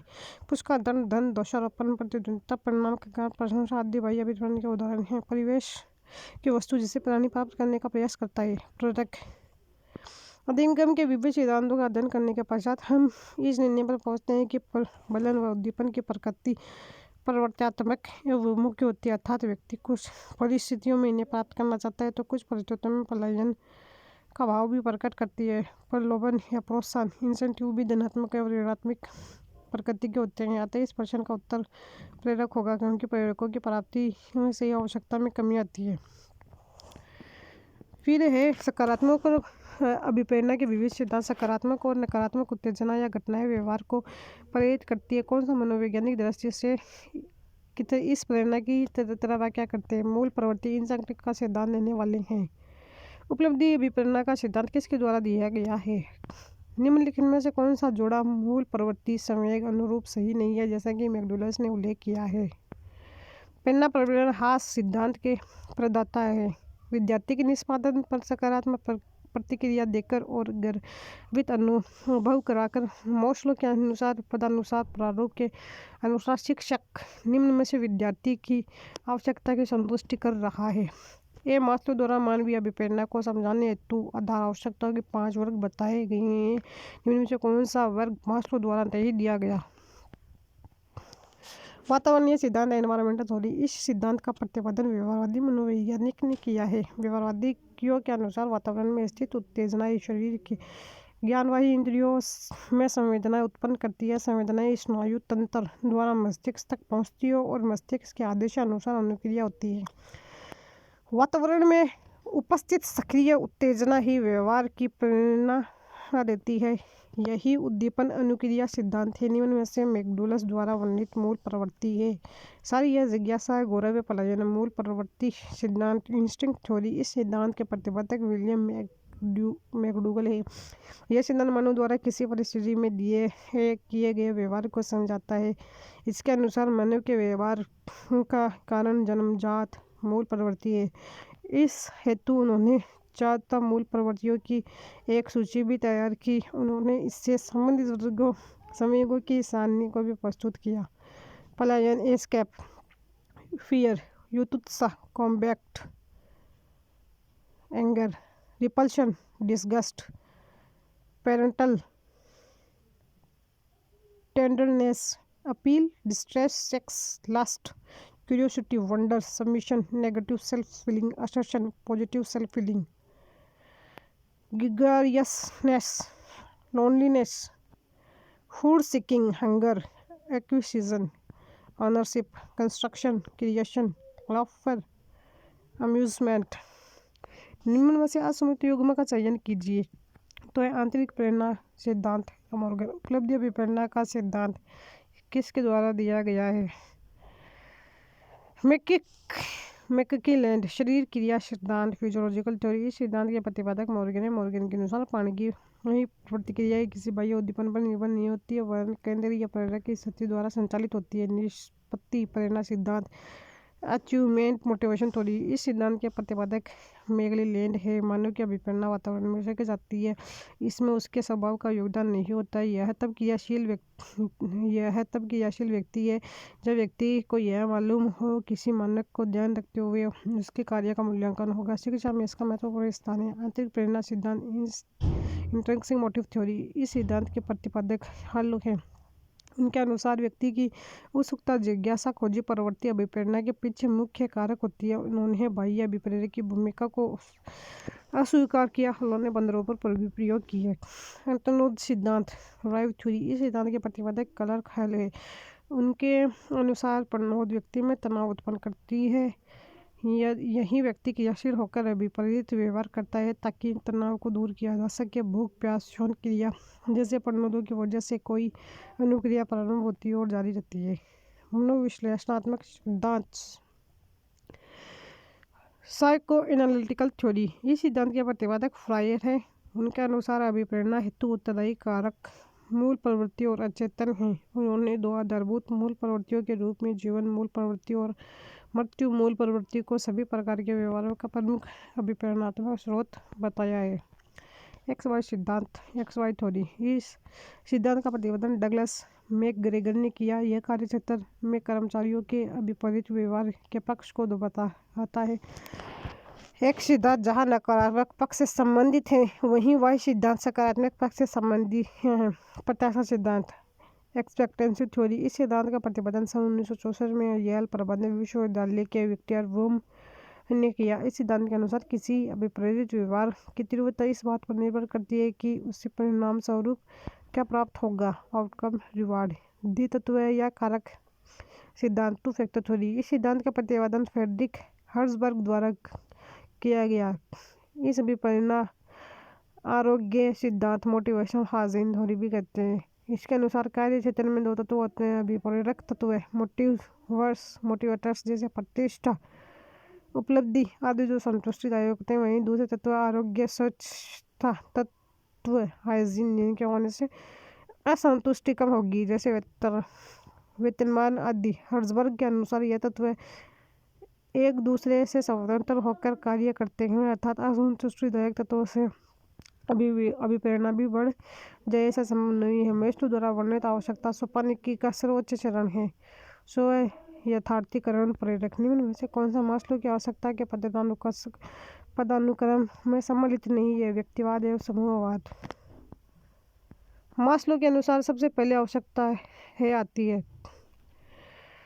मानवतावाद। मनोवैज्ञानिक अब्राहम मास्लो स्व यथार्थवादी सिद्धांत, सेल्फ एक्चुअलाइजेशन थ्योरी देते हुए आवश्यकता की सोपानिकी हायरार्की ऑफ नीड्स का वर्णन किया है। उनके प्रमुख लेखन कार्यों में उनका पेपर है थ्योरी ऑफ मोटिवेटिंग और पुस्तक मोटिवेशन एंड पर्सनालिटी प्रमुख है। उन्होंने सिद्धांत में आवश्यकता के वर्गीकरण तथा क्रम की व्याख्या दी। अभिप्रेरण में आवश्यकताओं की अनुभूति व संतुष्टि निहित होकर उन्हें अभिप्रेरणा के लिए 5 आवश्यकताओं का वर्णन किया। व्यक्ति निम्न स्तर से प्रारंभ करता है और आवश्यकताओं की पूर्ति के साथ उच्च अभिप्रेरणा स्तर को प्राप्त करता जाता है।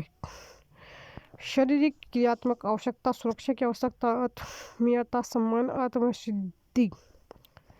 मनोदैहिक प्रेरणा, फिजियोलॉजिकल मोटिव्स। मनोदैहिक प्रेरकों या शरीर क्रियात्मक प्रेरकों का संबंध व्यवहार दैहिक और बुनियादी आवश्यकताओं से है। इसके अभाव में असंतुलन उत्पन्न हो जाता है, जैसे भूख, प्यास, नींद, कामना। सुरक्षा प्रेरक, सेफ्टी मोटिव्स। मनोदैहिक आवश्यकताओं की पूर्ति के पश्चात मनुष्य अपनी सुरक्षा के लिए प्रयास करता है, जैसे आर्थिक सुरक्षा, स्वास्थ्य सुरक्षा, जीवन बीमा आदि। प्रेम या स्नेह और लगाव प्रेरक लव्स एंड अफेक्शन या बिलोंगिंगनेस मोटिव। इस चरण में व्यक्ति में भावनात्मक संबंध या आत्मीयता की चाहत उत्पन्न होती है। यहाँ व्यक्ति समाज से प्रेम, लगाव, सहानुभूति की अपेक्षा करता है। व्यक्ति का परिवार, मित्र, साथी आदि महत्वपूर्ण भूमिका निभाते हैं। आत्मसम्मान प्रेरक सेल्फ स्टीम मोटिव्स। चौथे चरण में सम्मान और प्रशंसा की चाहत उत्पन्न होती है। उसके पेशेवर गतिविधियों में भागीदारी का महत्वपूर्ण योगदान होता है। यहाँ उसे लगता है कि उसके विचारों महत्वपूर्ण है, उनका सम्मान हो, अन्यथा उसमें हीन भावना आती है। आत्मानुभूति प्रेरक सेल्फ एक्चुअलाइजेशन मोटिव्स। आत्मानुभूति या स्व यथार्थीकरण आवश्यकता का उच्चतम स्तर है, जो व्यक्ति के उच्चतम लक्ष्यों की प्राप्ति और वास्तविक पहचान से संबंधित है। मैस्लो के शब्द में एक व्यक्ति जो हो सकता है उसे वही होना चाहिए। यह जीवन के वास्तविक उद्देश्यों की प्राप्ति है, जो सामाजिक, शैक्षिक, आर्थिक, आध्यात्मिक किसी भी रूप से हो सकती है। फिर है चैप्टर नंबर 4, चिंतन, कल्पना एवं तर्क। चिंतन परिचय एवं विशेषताएं है। चिंतन के प्रकार है तर्कना है, समस्या समाधान है, संकल्पना, मानचित्रण, खोज, उपागम व अनुभाविक अधिगम, निमित्तवादी उपागम, कल्पना, सारे के सारे हैं। फिर है चिंतन परिचय और विशेषताएं। चिंतन में संप्रत्यों, प्रतिज्ञप्ति तथा प्रतिमाओं का मानसिक जोड़ तोड़ होता है। यह कथन किस वैज्ञानिक मनोवैज्ञानिक द्वारा दिया गया है? बेरोन। चिंतन मानसिक क्रिया ज्ञानात्मक पहलू है। चिंतन है प्रतीकों का प्रयोग। बेरोन। चिंतन में संप्रत्यों, प्रतिज्ञप्ति तथा प्रतिमाओं का मानसिक जोड़ तोड़ होता है। सिल्वरमैन। चिंतन एक ऐसी मानसिक प्रक्रिया है जो हम लोगों के उद्दीपक तथा घटनाओं के प्रतीकात्मक प्रतिनिधित्व द्वारा किसी समस्या का समाधान करने में मदद करती है। सेंद्रोक। चिंतन में मानसिक रूप से सूचनाओं का जोड़ता संभावित होता है, विशेषकर जब हम संप्रत्य का निर्माण करते हैं, समस्याओं का समाधान करते हैं, तर्क करते हैं, निर्णय लेते हैं। रोज। चिंतन मानसिक प्रक्रिया का ज्ञानात्मक पहलू है। निम्नलिखित में से असत्य कथन है। निम्न में से कौन सा चिंतन प्रक्रिया की सबसे कम महत्वपूर्ण है? चिंतन प्रारंभ होने के लिए क्या आवश्यक है? चिंतन की विशेषताएं। चिंतन में प्रतीकों, प्रतिमाओं आदि का मानसिक जोड़तोड़ होता है, अतः वस्तुओं के वास्तव की उपस्थिति आवश्यक नहीं है। वस्तु के प्रतीक निर्माण में पूर्व ज्ञान को आधार बनाया जाता है, उसी के आधार पर चिंतन की प्रक्रिया होती है। चिंतन मानसिक प्रक्रिया है जिसे बाहर से देखा नहीं जा सकता, अतः यह एक प्रकार का अप्रकट व्यवहार है। मोहसिन का कथन है कि चिंतन मानसिक प्रक्रिया गत्यात्मक क्रिया मांसपेशियों के प्रयोग द्वारा यदि व्यवहार को तो वह चिंतन श्रेणी में नहीं आएगा। चिंतन का परिणाम किसी समस्या, प्रश्न, कठिनाई, जिज्ञासा, बाधा, इच्छा की वजह से होता है। फिर यह चिंतन एक उद्दीपक या समस्या तथा उसके प्रति की गई सही अनुक्रिया समाधान के बीच होने वाली प्रक्रिया, अर्थात चिंतन एक मध्यस्थ प्रक्रिया है। विटेकर जैसे मनोवैज्ञानिक ने इस समस्या समाधान व्यवहार कहा है। चिंतन सभी संज्ञानात्मक गतिविधियां या प्रक्रियाओं का आधार है तथा एकमात्र मानव जाति में ही पाया जाता है। इसमें वातावरण से प्राप्त सूचनाओं का प्रस्तुत, मैनिपुलेशन और विश्लेषण सम्मिलित है। चिंतन प्राय संगठित, लक्ष्य निर्देशित व उद्देश्यपूर्ण होता है। चिंतन एक आंतरिक मानसिक व्यवहार है जिसका अनुमान बाह्य या प्रकट व्यवहार से लगाया जा सकता है। चिंतन एक जटिल मानसिक प्रक्रिया है जिसमें अनेक मानसिक व संज्ञानात्मक प्रक्रिया अंतर्निहित होती है। चिंतन में पूर्वानुभव, अभ्यास, प्रशिक्षण, परिपक्वता आदि से अर्जित बोध व ज्ञान का उपयोग निहित होता है। चिंतन के प्रकार। जिम्बोडो और रूक द्वारा प्रतिपादन किए गए चिंतन के प्रकार है। सवली या सवलीन चिंतन, यथार्थवादी चिंतन।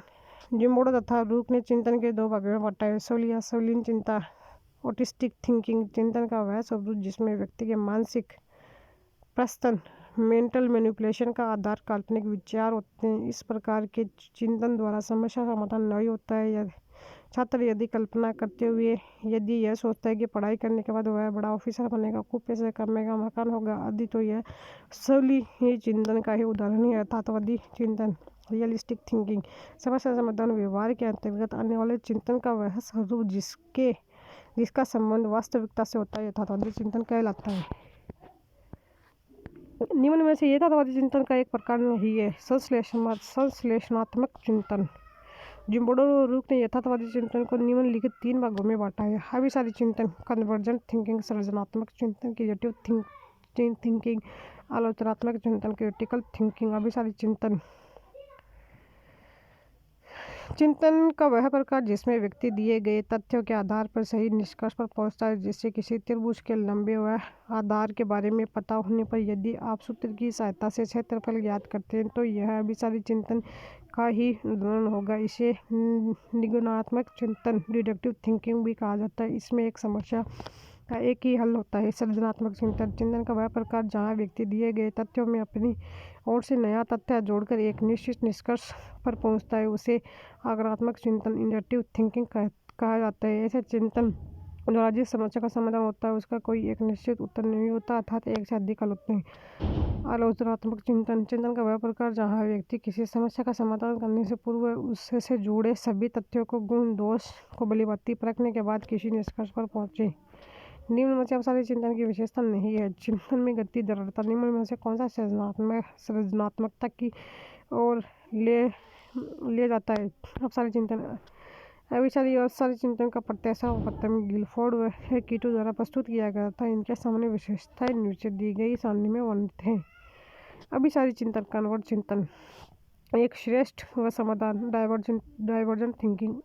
अवसादी एक से अधिक समाधान वस्तुनिष्ठ पद्धति आत्मनिष्ठ पद्धति। चिंतन में गति व दृढ़ता चिंतन की अन्वेषणात्मक प्रकृति व लक्षणापन बुद्धिमत्ता से संबंधित सृजनात्मकता से संबंधित close and solution answer fact open and solution.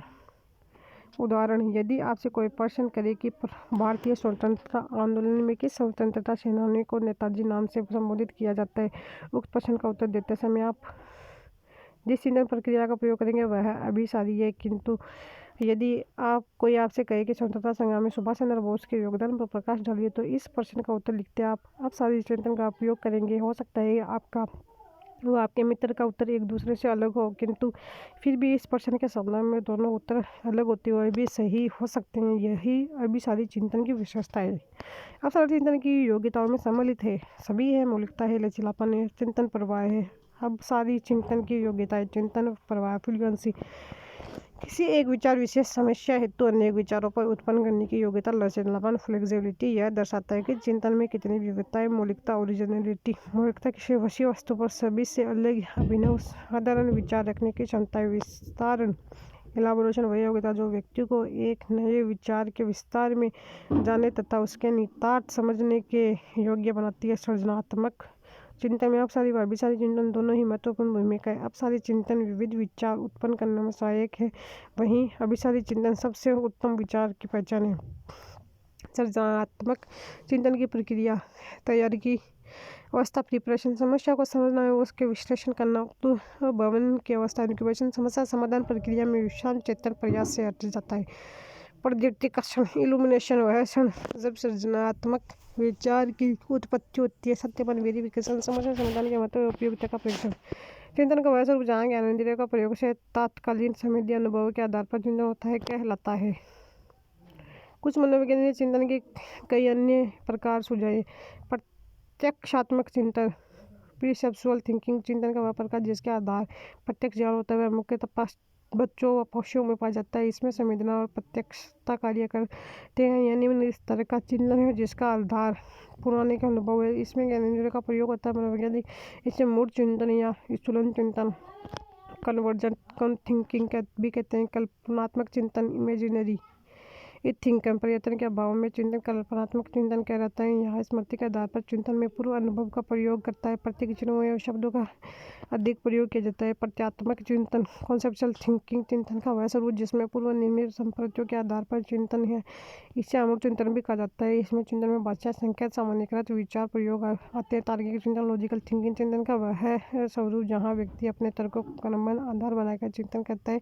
John Dewey ने हमें इसे विचारात्मक चिंतन कहा है। मनोवैज्ञानिक इसे प्रावर्तित चिंतन भी कहते हैं जहाँ समस्या हेतु सूझ का प्रयोग होता है। निम्न में से कौन सा चिंतन में हमेशा सम्मिलित नहीं होता है? भाष्य चिंतन की प्रक्रिया कुछ महत्वपूर्ण साधनों के माध्यम से दृष्टिगत होती है, जैसे कि प्रत्येक प्रतिमा चिन्ह व पदार्थ, भाषा संप्रत्य प्रतिज्ञप्ति प्रतीक प्रतिमा चिन्ह व पदार्थ। मॉर्गन किंग व रॉबिन्सन के अनुसार गत अनुभूतियों की कुछ विशेषताओं के पृथक्करण को प्रतिमा कहा जाता है। यह अनुभूतियों की कुछ खास विशेषताओं को मानसिक रूप से अलग करने का सामर्थ्य है। चिंतन के साधन के रूप में संकेत या प्रतीक भी सहायक होते हैं। संकेत या प्रतीक वह उद्दीपक है जो किसी अनुपस्थित वस्तु का प्रतिनिधित्व करता है। स्कूटी की घंटी, ट्रैफिक लाइट आदि इसी प्रकार चिन्ह व पदार्थ भी चिंतन के उपयोगी साधन है। भाषा चिंतन का एक महत्वपूर्ण साधन है। भाषा की सहायता से हम प्रतिमा और प्रत्यय के मध्य संबंध स्थापित करते हैं, किंतु भाषा सदैव चिंतन के लिए उपस्थित हो ऐसा अनिवार्य नहीं है। पर्याय के अनुसार बच्चे चिंतन की सहायता से आंतरिक छवि का निर्माण करते हैं। भाषा चिंतन के वाहक में से एक है। जब प्रक्रियाओं को आत्मसात कर लिया जाता है या वे अंगीकृत हो जाती है तो भाषा बच्चों के प्रतीकात्मक चिंतन का विस्तार कराती है, परंतु भाषा चिंतन के मौलिक विकास के लिए आवश्यक नहीं है। प्रत्यय को संकल्पना भी कहते हैं। प्रत्यय निर्माण के अंतर्गत व्यक्ति ही किसी प्रतिमा विशेष के विशिष्ट गुणों को पृथक कर उसमें सामान्य गुणों का प्रयोग करता है।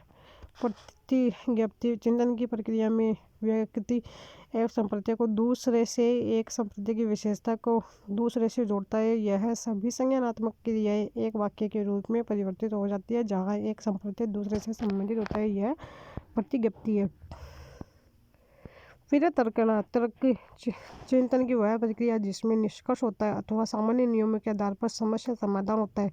यह कथन किस मनोवैज्ञानिक द्वारा दिया गया है? जेम्स डेवर। तर्कना एवं प्रकार का वास्तविक चिंतन यह है चिंतन का उच्चतम स्वरूप है जिसके द्वारा व्यक्ति अपने चिंतन को क्रमबद्ध बनाता है। जेम्स डेवर। तर्क चिंतन की वह प्रक्रिया जिसमें निष्कर्ष होता है अथवा सामान्य नियमों के आधार पर समस्या समाधान होता है। गेट्स। तर्क ऐसी संज्ञाएं जो उद्देश्यपूर्ण, नियंत्रण व चयनित चिंतन हेतु प्रयुक्त होता है। मन। तर्क उस समस्या को हल करने के लिए अतीत के अनुभवों को इकट्ठा करने का प्रयास है जिसको पिछले सालों समाधानों की पुनरावृत्ति से हल नहीं किया जा सकता। ऊर्ध्वत तर्क में तथ्यों अथवा सिद्धांतों के रूप में प्राप्त सामग्री की पुनर्स्मरण या वर्तमान निरीक्षण अथवा इन दोनों के द्वारा प्राप्त होती है को परस्पर मिलाया जाता है और फिर उसका निरीक्षण कर उचित निष्कर्ष निकाला जाता है। तर्कना का वह प्रकार जहाँ व्यक्ति पहले से ज्ञात नियमों और तथ्यों के आधार पर एक निश्चित निष्कर्ष तक पहुँचता है कहलाता है। निगमनात्मक तर्क। एक भाषा शिक्षक कक्षा में कविता का विवरण समझाकर कक्षा में कविता पढ़ा रहा है और छात्रों को स्पष्टीकरण से निष्कर्ष निकालने का व्यापक विचार करने के लिए कह रहा है।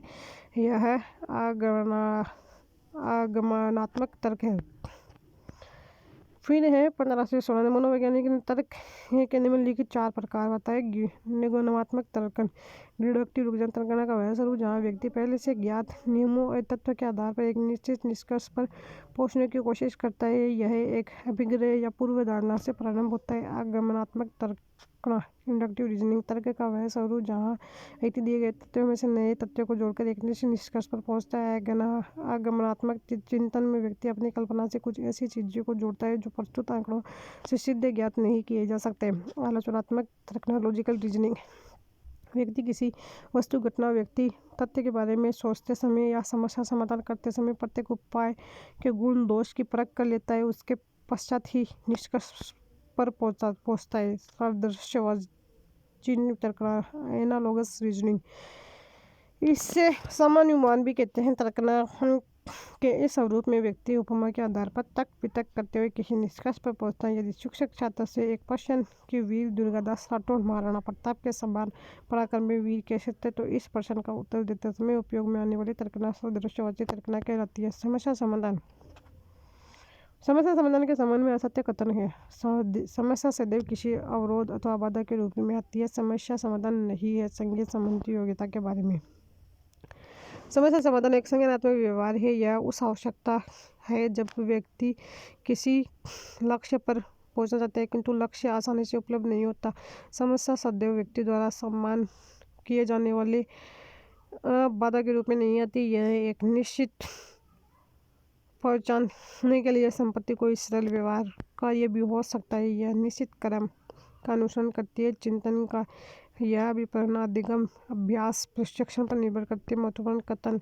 यह निश्चित क्रम का अनुसरण करता है। चिंतन का यह परिणाम अभ्यास प्रशिक्षण पर निर्भर करता है। बेरोन। समस्या समाधान में विभिन्न अनुक्रियाओं को और उनमें से चुनने का प्रयास सम्मिलित होता है ताकि लक्ष्य हासिल किया जा सके। स्किनर। समस्या समाधान का अभिप्राय मार्ग में बाधाओं को दूर कर बाधित लक्ष्य को हासिल करना है। वुडवर्थ व मार्किस। समस्या समाधान संबंधी व्यवहार घटित होता है जब किसी ऐसी ही नई कठिन स्थिति सामना हो जाता है जिसमें लगभग इसी प्रकार की स्थिति से अनुभूतियों पर आधारित धारणाओं को पुराने तरीकों से करने की समस्या समाधान ना हो सके। समस्या समाधान प्रक्रिया में वह स्थिति जहाँ व्यक्ति के साथ अधिक विकल्प हो और उनमें से एक चुन करके कहलाती है निर्णयन कहलाती है। निर्णयन एक तरह समस्या समाधान व्यवहार है। व्यक्ति के सामने कई विकल्प होते हैं जिनमें से उसे किसी एक को चुनना रहता है। निर्णयन में हम ज्ञान या उपलब्ध साक्ष्यों के आधार पर निकालते हैं, धारणाएं बनाते हैं और घटना का वस्तुतः मूल्यांकन करते हैं। कभी कभी निर्णय स्वचालित हो, इसके लिए व्यक्ति की तरफ से किसी चेतन प्रभाव आवश्यकता नहीं होती, यह आदतवश हो जाते हैं। सेंदरोक निर्णय में विकल्पों का मूल्यांकन किया जा सके, इनमें से कुछ को चुन लिया जाता है। मॉर्गन किंग विस्प या स्कोपलर निर्णय एक समस्या समाधान है जिसमें हम लोगों को कोई विकल्प देते हैं, जिसमें हम लोगों को वास्तविक विकल्प चुनते हैं। फिर है समस्या समाधान की प्रक्रिया के अंतर्गत होने वाली क्रियाओं का अवरोही क्रम है। तो सबसे पहले है समस्या की पहचान, उपलक्ष्यों का निर्धारण, समस्या क्रियान्वयन, फिर है प्रतिफल परिणाम का मूल्यांकन। समस्या समाधान में एक प्रारंभ अवस्था अर्थात समस्या होती है तथा एक अंतिम अवस्था लक्ष्य होती है। दोनों को अनेक चरणों अथवा मानसिक क्रियाओं के द्वारा जोड़ा जाता है। समस्या की पहचान होती है सबसे पहले, फिर समस्या का निरूपण, फिर योजना निर्माण, लक्ष्यों का निर्धारण, सभी समाधानों का मूल्यांकन, एक समस्या समाधान का चुनाव व क्रियान्वयन, प्रतिफल व परिणाम का मूल्यांकन। समस्या व समाधान को पुनर्परिभाषित करना व उस पर पुनर्विचार। मेरलिन के अनुसार समाधान के 3 महत्वपूर्ण पहलू हैं। मौलिक अवस्था।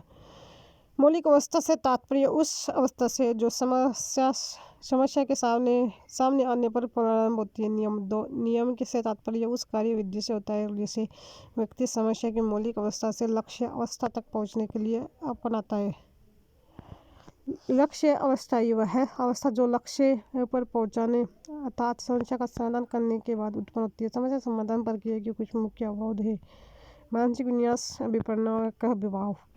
समस्या समाधान प्रक्रिया में महत्वपूर्ण अवरोध निम्नलिखित है। मानसिक विन्यास, मेंटल स्टेट, वह प्रवृत्ति जिसके अंतर्गत किसी युक्ति के एक बार समस्या समाधान करता है और आगे की समस्या में उस युक्ति का प्रयोग करता है जब तक वह असफल नहीं हो जाता है। जैसे गणित की प्रश्नावली हल करते समय हम एक ही तरीका का अनुसरण करते जाते हैं। अचानक किसी नई विधि के प्रश्न में असफल होने पर हमें ज्ञात होता है कि हमारे पूर्व में प्रयुक्त किए गए तरीके हल नहीं हो सकता। प्रक्रियात्मक स्थिरता, फंक्शनल फिक्स्डनेस, यह तब उत्पन्न होती है जब लोग किसी चीज़ या परिस्थिति के सामान्य प्रक्रियाओं पर स्थिर हो जाने के कारण समस्या का हल करने में विफल हो जाते हैं। जैसे कील ठोकने के लिए हथौड़े, पत्थर आदि का प्रयोग होता है, किंतु उनकी अनुपलब्धता के चलते यदि हम कोई मोटी पुस्तक, लकड़ी के फंटे आदि का उपयोग कील ठोकने के लिए कर लेते तो हम प्रक्रियात्मक मानसिक स्थिरता को पार कर चुके हैं। अभिप्रेरणा का अभाव, लेक ऑफ मोटिवेशंस, हो सकता है हम समस्या समाधान में सक्षम हो, परंतु यदि हम अभिप्रेरित नहीं हैं तो यह दक्षता एवं योग्यता किसी काम की नहीं। कभी कभी लोग प्रारंभिक चरण में असफल होने पर निराश होकर पीछे लौट जाते हैं। फिर है समस्या समाधान की विधियाँ। यादृच्छिक अन्वेषण विधि, रैंडम एक्सप्लोरेशन, इस विधि में व्यक्ति प्रयास और त्रुटि उपायों का सहारा लेता है। वह समस्या समाधान में यादृच्छिक अन्वेषण करता है। यह 2 प्रकार का होता है, क्रमबद्ध यादृच्छिक अन्वेषण, क्रमबद्ध यादृच्छिक अन्वेषण। स्वतः शोध अन्वेषण, सेल्फ रिसर्च एक्सप्लोरेशन, इस विधि में व्यक्ति सभी विकल्पों को नहीं ढूंढता बल्कि सिर्फ उन्हीं विकल्पों का चयन कर समस्या समाधान करने की कोशिश करते हैं जो उसे संगत प्रतीत होती है। इसके अंतर्गत 3 विधियों का वर्णन है। साध्य विश्लेषण, पश्चागामी अन्वेषण, योजना विधि। संकल्पना मानचित्रण, प्राचीन मिस्र कला, मकबरों की विषय वस्तु, दीवार भित्ति चित्रण, पत्थर की मूर्तियाँ, आभूषण। स्थापत्य कला, प्राचीन साम्राज्य, पिरामिड, आदमी के सिर व शरीर के धड़ की काल्पनिक मूर्ति। स्थापत्य कला, मध्यकालीन साम्राज्य, चट्टान काट कर मकबरा, नए साम्राज्य, मंदिर, बड़े कब्रिस्तान।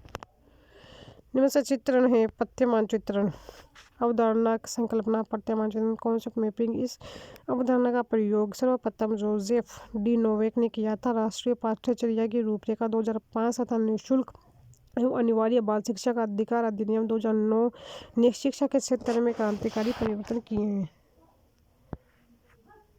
शिक्षा के उद्देश्यों में बदलाव के साथ साथ शिक्षण प्रक्रिया विषय वस्तु एवं मूल्यांकन व्यवस्था में आमूल परिवर्तन है। शिक्षा दर्शन व सीखने के दर्शन में भी बदलाव आया है। ज्ञान को रटन प्रणाली से मुक्त करने, ज्ञान निर्माण करने का समेकन हेतु शिक्षण प्रक्रिया में भी बहुत ही नवाचार विचार प्रस्तुत किए। बालकों के सीखना स्थायी हो गया। सीखने में आ रही चुनौतियाँ समझने एवं उनका समाधान करने में प्राप्त अवसर हो, इसके लिए आवश्यक है कि एक शिक्षक एक ही तरह से शिक्षण कराए, बल्कि अलग अलग तरीके जैसे समूह शिक्षण, समूह के कार्य, गतिविधि, सर्वेक्षण, प्रोजेक्ट, तर्क, कल्पना कार्य, रचनात्मक कार्य, क्विज, निबंध, सामान्य ज्ञान प्रतियोगिता का आयोजन आदि उपयोग करी।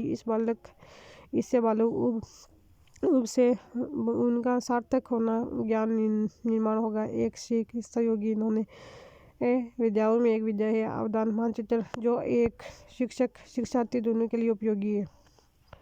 अवधारणा मानचित्र आशय। अवधारणा मानचित्र किसी प्रकरण से संबंधित संपूर्ण बिंदु व उपबिंदु तथा उनके बीच आपसी संबंधों को बताने निमित्त एक रेखा चित्र डायग्राम या किसी विषय का सार रूप है जो व्यवस्थित रूप से दर्शाया जाता है। यह एक कला है जो किसी विशेष सामग्री को बहुत ही संक्षिप्त व्यवस्थित रूप में दर्शाई जा सकती है। अवधारणा मानचित्रण की व्यवस्था यह विषय वस्तु का एक रेखा चित्रीय प्रस्तुतिकरण है।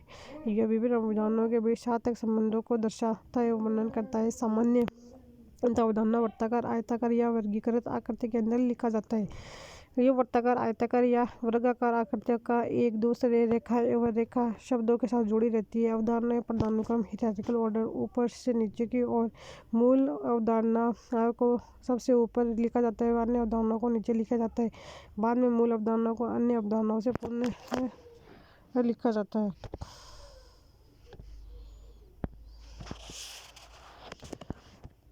फिर है अवधारणा या संकल्पना मानचित्रण के सोपान। चयनित संपूर्ण पाठ या इकाई का गहन अध्ययन। चयनित पाठ या इकाई से अवधारणाओं की पहचान व सूची तैयार करना। अवधारणाओं को पदानुक्रम में सामान्य से विशेष एवं शीर्ष से नीचे व्यवस्थित करना। उन अवधारणाओं का चयन जिन्हें बाद में श्यामपट्ट पर व्यवस्थित करना। अवधारणाओं को श्यामपट्ट पर सार्थक रूप में जानना।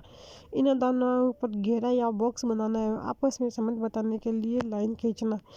उन लाइनों पर लिंकिंग या रिलेशनशिप शब्द लिखना। अवधारणा मानचित्र का प्रयोग। अवधारणा मानचित्र अध्ययन व अध्यापन दोनों में उपयोगी होती है। शिक्षक के लिए अवधारणा मानचित्र बनाने से पहले पाठ से संबंधित संपूर्ण विषय वस्तु का गहनता से अध्ययन करना। इससे पाठ की अच्छी तैयारी हो जाती है। पाठ प्रस्तुतिकरण के समय बार बार पाठ्य पुस्तक का सहारा लेने की आवश्यकता नहीं होती। पाठ को व्यवस्थित एवं क्रमबद्ध रूप से प्रस्तुत किया जाता है। मूल्यांकन के लिए उपयोग परीक्षा के प्रश्नों में अवधारणा मानचित्रण को रेखा चित्र में दर्शाए गए बॉक्स में रिक्त स्थान छोड़कर बढ़ने के लिए दे सकते हैं। बालकों का उपलब्धि स्तर बढ़ेगा। छात्रों के लिए पाठ्य या इकाई की इच्छा समझ। अवधारणा मानचित्र तैयार करने में काफ़ी मेहनत और समय लगता है। इसे बनाने के लिए पूरे पाठ को पढ़ना होगा। उसके बाद मुख्य अवधारणा व सहायक अवधारणा के बिंदुओं का चयन कर रेखा चित्र में लिखकर उनके बीच संबंध स्थापित करना होगा। ऐसे करने से पाठ पर अच्छी तरह समझ बन पाएगी। पाठ लंबे समय तक याद रहता है। अवधारणा मानचित्रण के लिए पाठ का गहनता से अध्ययन करने और उसके बाद अवधारणाओं व उनके बीच के संबंधों को रेखाचित्र में प्रदर्शित करने से पाठ का संपूर्ण सार मस्तिष्क से एक चित्र की तरह बैठ जाता है और उसमें दी गई जानकारी लंबे समय तक याद रहती है। दोहराव परीक्षा से पहले विषय वस्तु के दोहराव के लिए अवधारणा मानचित्र के रेखा चित्र बहुत मदद करते हैं। एक ही नज़र में रेखा चित्र देख कर संपूर्ण जानकारी प्राप्त कर सकते हैं। खोज, उपागम व अनुभविक अधिगम। एक अध्यापक मानचित्र की खाली रूपरेखा में केवल नदियों, पहाड़ों, मैदानों व घाटियों को प्रदर्शित करता है। यह विद्यार्थियों को मुख्य नगर, रेलवे व मुख्य नगरों को जोड़ने वाले राजमार्गों को चिन्हित करने को कहता है। विद्यार्थियों को अन्य पुस्तकों व मानचित्रों को अध्ययन करने की इस दौरान मनाही होती है। यहाँ अध्यापक के द्वारा उपयुक्त उपागम है। खोज उपागम अधिगम के खोज उपागम के प्रतिमान का श्रेष्ठ जीरोम ब्रुनर को जाता है। यह संरचनावादी शिक्षण विधि है जिसके अंतर्गत छात्र स्वयं के अभिप्रेरित कर सूचना, नियम आदि की खोज करता है जब तक कि उसे अपेक्षित सफलता नहीं मिल जाती। इसके अभ्यास, प्रशिक्षण, पूर्वज्ञान, अनुभव आदि का सम्मिश्रण रहता है। महत्वपूर्ण बिंदु यह समस्या समाधान केंद्रित व्यवहार है। यह अधिगमकर्ता प्रबंधन से संबंधित है। यह पूर्वज्ञान को वास्तविक दुनिया से जोड़ने पर बल देता है। यह सूचना प्रक्रमण विश्लेषण पर बल देता है। यह परिणाम की बजाय प्रक्रिया पर बल देता है। अनुभविक अधिगम एक्सपेरिमेंटल लर्निंग इसका प्रतिपादन डेविड कोल्ब व रॉन फ्रॉयन ने किया। यह कहता है कि व्यक्ति अपने अनुभवों से सीखता है और अपनी प्रस्तुति और निष्पादन में सुधार करता है।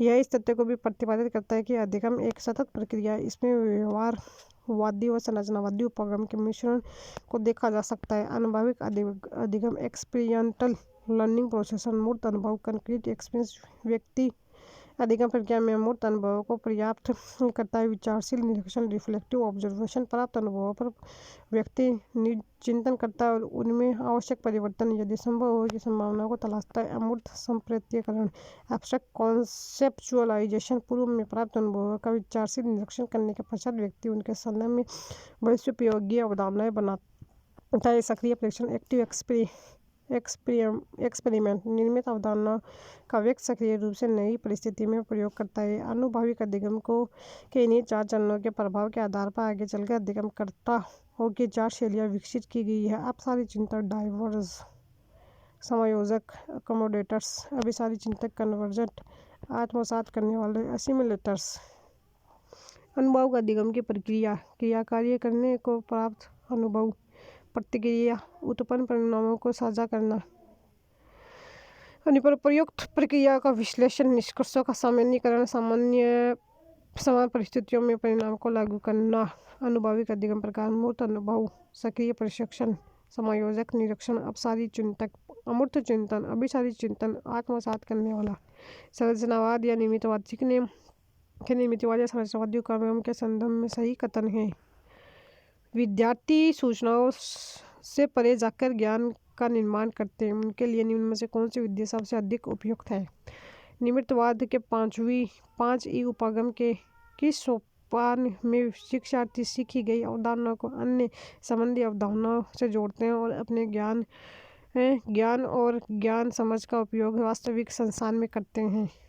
विस्तार निम्न में से कौन सा अधिगम का निमित्तवाद उपागम है? छात्र जो नवीन सूचना की विस्तार से विश्लेषण करता है, व्याख्या करता है, पूर्व ज्ञान को जोड़कर सीखता है। निम्नलिखित में से कौन सा अधिगम का निमित्तवाद विचार नहीं है? अधिगम वैसा का वैसा हुबहू संप्रत्यात्मक स्कीमा है। निमित्तवाद या संरचनावाद रचनावाद कंस्ट्रक्टिविज्म यह एक ऐसा दर्शन जो इस बात पर बल देता है कि व्यक्ति सीखता कैसे है। इस मत के अनुसार ज्ञान साधारणतः कक्ष में प्रदान की जाने वाली वस्तु नहीं है। इस मत के समर्थकों में प्याजे, वागोस्की, गेस्टाल्टवादी, ब्रेटलेट, पुनर, रोगोफ, जॉन डुई व जॉन लेवी के नाम प्रमुख है। इसके अंतर्गत बालक शिक्षण के समय मानसिक रूप से सक्रिय रहता है। वह पूर्व ज्ञान और नवीन अनुभवों के आधार पर नवीन अर्थ का सृजन करता है। निमित्तवाद के महत्वपूर्ण पक्ष ज्ञान का हस्तांतरण नहीं होता वरन संरचना होती है। व्यक्ति सीखने की प्रक्रिया में सीखना भी सीखता है। अधिगम एक सामाजिक प्रक्रिया सोशल प्रोसेस सीखना प्रासंगिक होता है। लर्निंग इज कॉन्टेक्चुअल ज्ञान व्यक्तिगत होता है। अधिगम विद्यार्थी के मस्तिष्क में निहित है। अधिगम में अभिप्रेरणा की महत्वपूर्ण भूमिका होती है। विद्यार्थी अर्थ का निर्माण करने वाले और स्वयं अपने ज्ञान का सृजनात्मक सर्जक है। विद्यार्थी एक सक्रिय और गतिशील अधिगमकर्ता के रूप में स्वयं अपने ज्ञान का निर्माण करता है। यह एक शिक्षक केंद्रित न होकर विद्यार्थी केंद्रित उपागम चाइल्ड सेंटर अप्रोच शिक्षक एक मार्गदर्शक अथवा सुविधादाता की भूमिका निभाता है जिस पर ज्ञान के सरलीकरण का दायित्व है। Teacher act as a knowledge facilitator रचनावाद के अनुभवों के संगठन पर बल देता है जिसमें सूचना का विश्लेषण व विस्तरण कर छात्र नए ज्ञान को पुराने ज्ञान से जोड़ता है। अनुभव से अर्जित ज्ञान की प्रकृति स्थायी होती है और इससे सूझ व अंतर्दृष्टि का विकास होता है। यह रटाए रोट लर्निंग अथवा पाठ्य पुस्तकीय ज्ञान पर बल नहीं देता है। यह करके सीखने लर्निंग बाय डूइंग पर बल देता है अर्थात संवाद अंतक्रिया द्वारा समस्या समाधान की पैरवी करता है। इन कक्षाओं में सहयोग द्वारा अधिगम अर्जन पर बल दिया जाता है जिसमें सामाजिक मध्यस्थता और साझी जिम्मेदारी की भूमिका होती है। इसमें परिचर्या संवाद विचार विमर्श अन्वेषण सामूहिक क्रियाएं भ्रमण आदि का प्रयोग होता है। रचनात्मकतावादी पाठ्यचर्या को निम्नलिखित में से प्रमुख तत्व है सभी है प्रश्न है प्रदर्शन है प्रतिक्रिया है। ग्रेगो व कोले ने रचनात्मकवादी अधिगम प्रकल्प के लिए निम्नलिखित तत्वों को प्रमुखता दी है।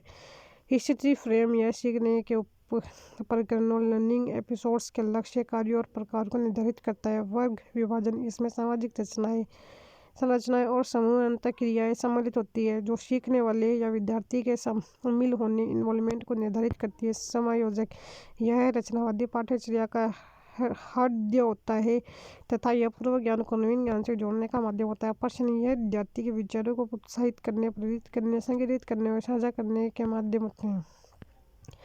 प्रदर्शन, यह विद्यार्थी के सीखे हुए ज्ञान के अनुसार उसके शिक्षकों, साथी समूह और अन्य हितधारकों के प्रति सामाजिक परिस्थितियों में की गई प्रतिक्रिया का सार्वजनिक रूप से प्रदर्शन करने की अनुमति प्रदान करता है। प्रतिक्रिया, यह विद्यार्थी और शिक्षक को उनके व्यक्तिगत एवं सामूहिक कलेक्टिव अधिगम के अवसरों को विश्लेषणात्मक रूप से सोचने का अवसर प्रदान करती है। योजना निर्माण होता है। फिर योजना परीक्षण, अपेक्षित परिणाम यदि प्राप्त हो जाता है, ज्ञान को आत्मसात करना, प्राप्त नहीं होता, पुनः नई योजना का निर्माण या समायोजन करना। निम्नलिखित में से सामाजिक संरचनावादी दर्शन पर अत्यधिक बल देता है। वाइगोत्स्की। संरचनावाद, व्यक्तिगत संरचनावाद पियाजे। सामाजिक संरचनावाद वाइगोत्स्की। व्यक्तिगत संज्ञानात्मक संरचनावाद पियाजे। उग्र संरचनावादी बोन ग्लास फेरेल्ड। सामाजिक संरचनावाद। सांस्कृतिक संरचनावादी हचिंसन। आलोचनात्मक संरचनावादी फ्लियोरी। संरचनावादी विचारधारा आगे चलकर दो महत्वपूर्ण धाराओं में बट गई। एक और पियाजे के विचार थे जो वैयक्तिकता पर बल देते थे, वहीं दूसरी ओर वाइगोत्स्की का मत था कि समाज के ज्ञान की संरचना में अहम भूमिका होती है।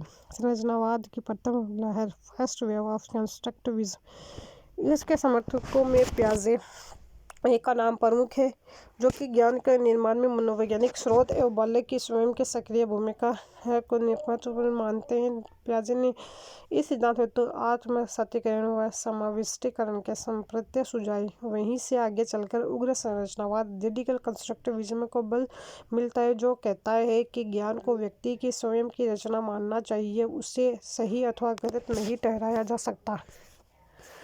फिर संरचनावाद की द्वितीय लहर, सेकेंड वेव ऑफ कंस्ट्रक्टिविज्म, यह वाइगोत्स्की का मत प्रमुख है, जो कि ज्ञान संरचना की प्रक्रिया में समाज एक अहम भूमिका। वाइगोत्स्की के सम्मिश्र विकास से तर अवधारणा पर बल दिया। यहीं से आगे चलकर संस्कृति आलोचनात्मक तार्किक शाखाएं निकलती है।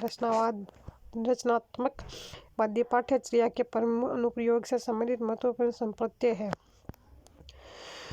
रचनात्मक वादी पाठ्यचर्या के में बालक अपने प्रारंभिक संप्रत्ययवादी में स्वतः चिंतन और अंतःक्रिया के द्वारा पुनर्गठित, पूर्वभाषित, विस्तृत और परिभाषित करते हैं। रचनात्मक वादी पाठ्यचर्या रोजर ब्यावी के 5 ई मॉडल द्वारा समझा जा सकता है। संलग्नता, इंगेज, अतीत और वर्तमान के अनुभव, तालमेल बिठाने को संलग्नता के अंतर्गत रखा जाता है। इन्हें गतिविधियों का खाका बनाकर विद्यार्थियों के विचारों पर मौजूदा गतिविधियों के संदर्भ में ध्यान केंद्रित किया जाता है।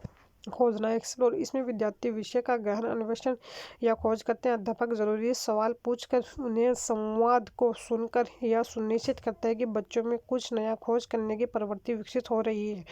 व्याख्या, एक्सप्लेन, इसमें विद्यार्थियों को उन अवधारणाओं की व्याख्या करने में मदद मिलती है जिन्हें वे सीख रहे होते हैं या सीखना चाहते हैं। बच्चे अपनी समझ के शब्दों को रूपांतरित या व्यक्त करते हैं और अपने कौशल का परिचायक देते हैं। विस्तार के अलावा विस्तार की प्रक्रिया में बच्चों से यह अपेक्षा की जाती है कि वे अपने अभ्यास पर लगातार ध्यान केंद्रित करें और नवीन सूचनाओं का उपयोग एवं विश्लेषण करें। अपने निष्कर्षों की प्रस्तुति अन्य लोग, अपने शिक्षक, साथी, समूह, निर्देशन आदि के समक्ष करें। मूल्यांकन, इवैल्यूएट, विस्तार की प्रक्रिया में प्रस्तुतिकरण के दौरान विद्यार्थी के शिक्षक, साथी, समूह, निर्देशक आदि द्वारा किया गया मूल्यांकन उसे अपने कार्यों को जांचने का अवसर प्रदान करता है। इसमें पुनर्बलन, पुरस्कार, फीडबैक की भूमिका होती है। कल्पना वह शक्ति है जिसके द्वारा हम अपनी प्रतिमाओं का नया रूप में प्रयोग करते हैं। उक्त कथन किस मनोवैज्ञानिक द्वारा दिया गया है? रायबर्न। कल्पना की सामग्री है, तो जो कल्पना की सामग्री है वो है अभिप्रेरणा।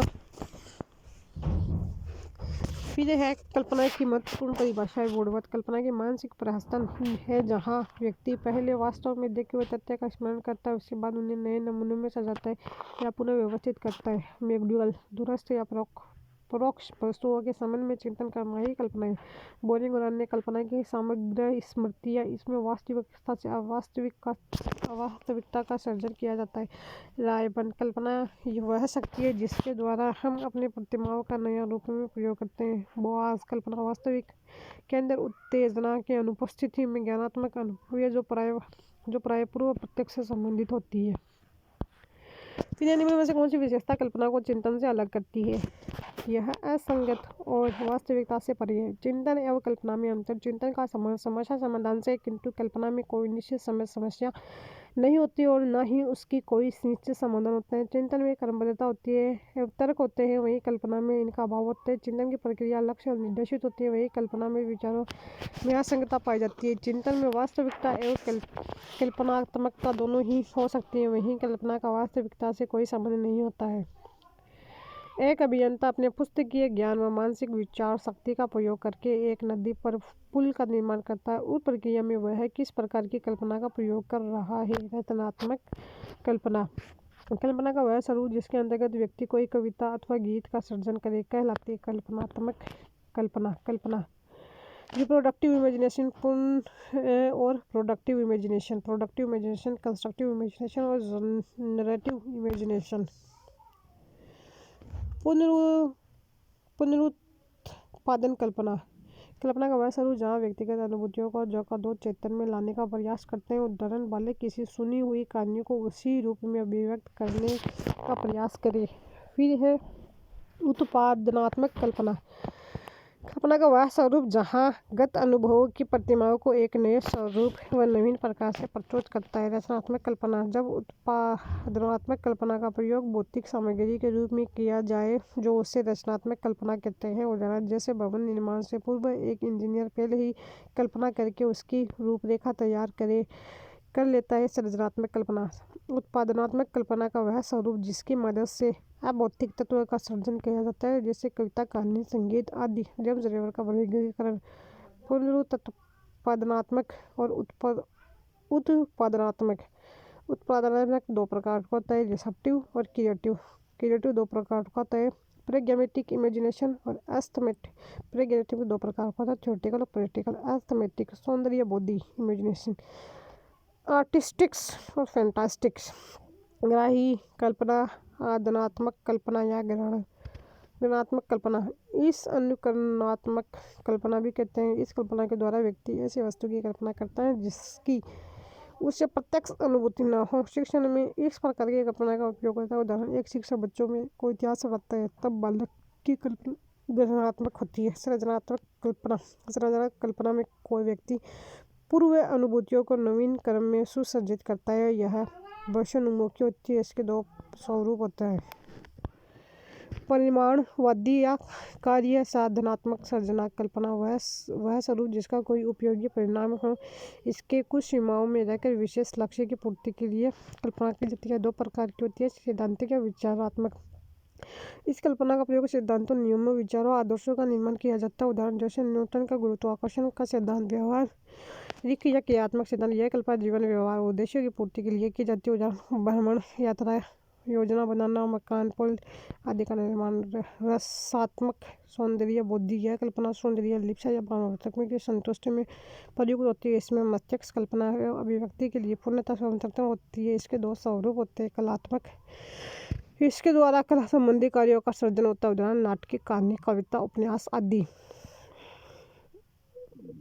उटप टांग या मानत रंगी है या अनोखी। इस प्रकार की कल्पना किसी का नियंत्रण नहीं होता है, यह जुलूल कल्पना से होता है जो न व्यक्ति के लिए न समाज के लिए उपयोगी होती है। उदाहरण दिवा संपन्न। ऐसी कल्पना करना कि मुझे लॉटरी 10 लाख रुपए मिल जाए, फिर चैन से जिए, एक बालक से अधिगम की कल्पना है।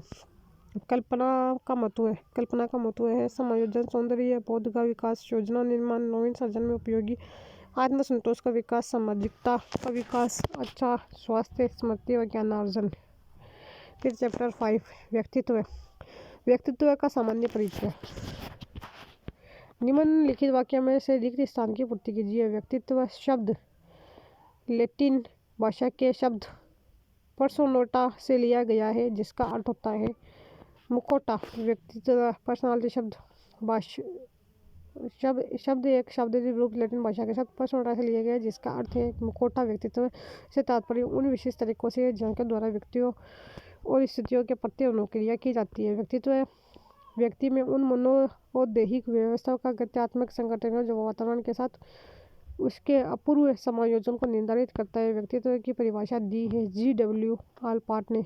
यह व्यक्ति में उन मनोभौतिक व्यवस्थाओं का गत्यात्मक संगठन है जो उसके वातावरण के साथ विशेष समायोजन को निर्धारित करता है। यह कथन किस मनोवैज्ञानिक द्वारा दिया गया है? विशेषता के संदर्भ में यह व्यक्तित्व है। GW ऑलपार्ट द्वारा दी गई व्यक्तित्व की परिभाषा में निम्न में से कौन सा वाक्यांश सम्मिलित नहीं है? व्यक्तिगत विभिन्नता। व्यक्तित्व वह विशेषता है जिसके आधार पर विशेष परिस्थिति में व्यक्ति के व्यवहार का अनुमान लगाया जाता है और जिसके वैज्ञानिक हैं कैटल। ऑलपार्ट व्यक्तित्व व्यक्ति में उन मनोदेही व्यवस्थाओं का गत्यात्मक संगठन है जो वातावरण के साथ उसके अपूर्व समायोजन को निर्धारित करता है। व्यक्तित्व को व्यक्ति के ढांचे, व्यवहार के तरीकों, रुचियों, प्रवृत्तियों, क्षमताओं, योग्यता और कुशलताओं के सर्वाधिक विशिष्ट संगठन के रूप में परिभाषित किया जा सकता है। बिगी हट व्यक्तित्व एक व्यक्ति के संपूर्ण व्यवहार, प्रतिमान और इसकी विशेषताओं के योग का उल्लेख करता है। ड्राइवर व्यक्तित्व शब्द का प्रयोग व्यक्ति के शारीरिक, मानसिक, नैतिक और सामाजिक गुणों के उस एकीकृत और गत्यात्मक संगठन के लिए किया जाता है जिसे व्यक्ति अन्य व्यक्तियों के साथ अपने सामाजिक जीवन के आदान प्रदान में व्यक्त करता है। डेशील व्यक्तित्व व्यवहार प्रवृत्तियों का एक समग्र रूप है जो व्यक्ति के सामाजिक समायोजन में अभिव्यक्त होता है। आइजैक वातावरण वंशानुक्रम द्वारा निर्धारित व्यक्ति के वास्तविक अथवा संभावित व्यवहार प्रतिमानों का योग ही व्यक्तित्व है। कैटल व्यक्तित्व वह विशेषता है जिसके आधार पर विशेष परिस्थिति में व्यक्ति के व्यवहार का अनुमान लगाया जा सकता है। व्यक्तित्व की विशेषता है सभी ही हैं। इसके अंतर्गत शारीरिक व मनोवैज्ञानिक दोनों ही घटक होते हैं। किसी व्यक्ति विशेष के व्यवहार के रूप में इसकी अभिव्यक्ति पर्याप्त रूप से अनन्य होती है। इसकी प्रमुख विशेषता साधारणतः समय के साथ परिवर्तित नहीं होती। व्यक्तित्व किसी व्यक्ति के शारीरिक व मनोवैज्ञानिक गुणों का समुच्चय। व्यक्तित्व के यह गुण अपेक्षाकृत स्थायी होते हैं और यह गुण किसी एक विशेष परिस्थिति में नहीं बल्कि अनेक बार प्रदर्शित होते हैं। यह गुण साधारणतः समय के साथ परिवर्तित नहीं होते। व्यक्तित्व की कुछ विशेषताएं इस अर्थ में गत्यात्मक होती है कि वे स्थिति के अनुसार परिवर्तित एवं अनुकूलित होती है। एक व्यक्ति में स्वच्छता, सत्यवादिता, कर्तव्यनिष्ठा, अनुशासन, अनासक्ति अथवा विलंघनता जैसे गुणों की प्रचुरता होती है। यह व्यक्तित्व के त्रिगुण वर्गीकरण के अनुसार ऐसे व्यक्तित्व किस प्रकार के होते हैं? सात्विक भारतीय चिकित्सक और फिजिशियन के अनुसार व्यक्ति के 3 अवयव पित्त, बाइल, वात, वायु और कफ म्यूकस है। व्यक्तित्व का यह वर्गीकरण कहलाता है प्रकार सिद्धांत। त्रिगुण के आधार पर व्यक्तित्व को इस प्रकार के वर्गीकृत किया जाता है। सात्विक ऐसे व्यक्तियों में सत्व गुण की प्रधानता के कारण स्वच्छता, सत्यवादिता, कर्तव्यनिष्ठा, अनासक्ति, विलंघनता, अनुशासन आदि गुण होते हैं। राजसिक ऐसे व्यक्तियों में तीव्र क्रिया, इंद्रिया, तुष्टि की इच्छा, भौतिकवादी मानसिकता, असंतोष, दूसरों के प्रति ईर्ष्या आदि गुण होते हैं। तामसिक इसके अंतर्गत क्रोध, घमंड, अवसाद, आलस्य, असहायता की भावना आदि गुण आते हैं। यह तीनों ही गुणों के व्यक्ति में भिन्न मात्रा में मौजूद होते हैं। किसी भी एक अथवा दूसरे गुण की प्रधानता व्यक्ति व्यवहार को प्रेरित करते हैं। भारत में प्रसिद्ध आयुर्वेद ग्रंथ चरक संहिता के लोगों वात, पित्त तथा कफ इन तीनों वर्गों में हुमरस तत्व त्रिदोष कहते हैं के आधार पर वर्गीकृत किया जाता है। जैविक रूप से आधारित प्रतिक्रिया का विशिष्ट रूप कहलाता है। स्वभाव जैविक रूप से आधारित प्रतिक्रिया करने का विभिन्न तरीका, विशेषक या शील गुण, व्यवहार करने का स्थिर, सतत व विभिन्न तरीका, स्ववर्ती किसी स्थिति के विशेष में विशिष्ट तरीकों से प्रतिवर्त करने की व्यक्ति की प्रवृत्ति, चरित्र, नियमित रूप से व्यक्ति घटित होने वाले व्यवहार का समूह, आदत, व्यवहार करने का अंतर्गतकरण, मूल्य, लक्ष्य और आदर्श जो महत्वपूर्ण उपलब्धि योग्य माने जाते हैं। व्यक्तित्व वर्गीकरण प्रारूप होगा। व्यक्तित्व के विभेदन का वह प्रकार जो व्यक्ति की व्यवहारात्मक विशेषताओं के कुछ व्यापक स्वरूप को परीक्षा कर मानव व्यक्तित्व को समझाने का प्रयास करता है कहलाता है।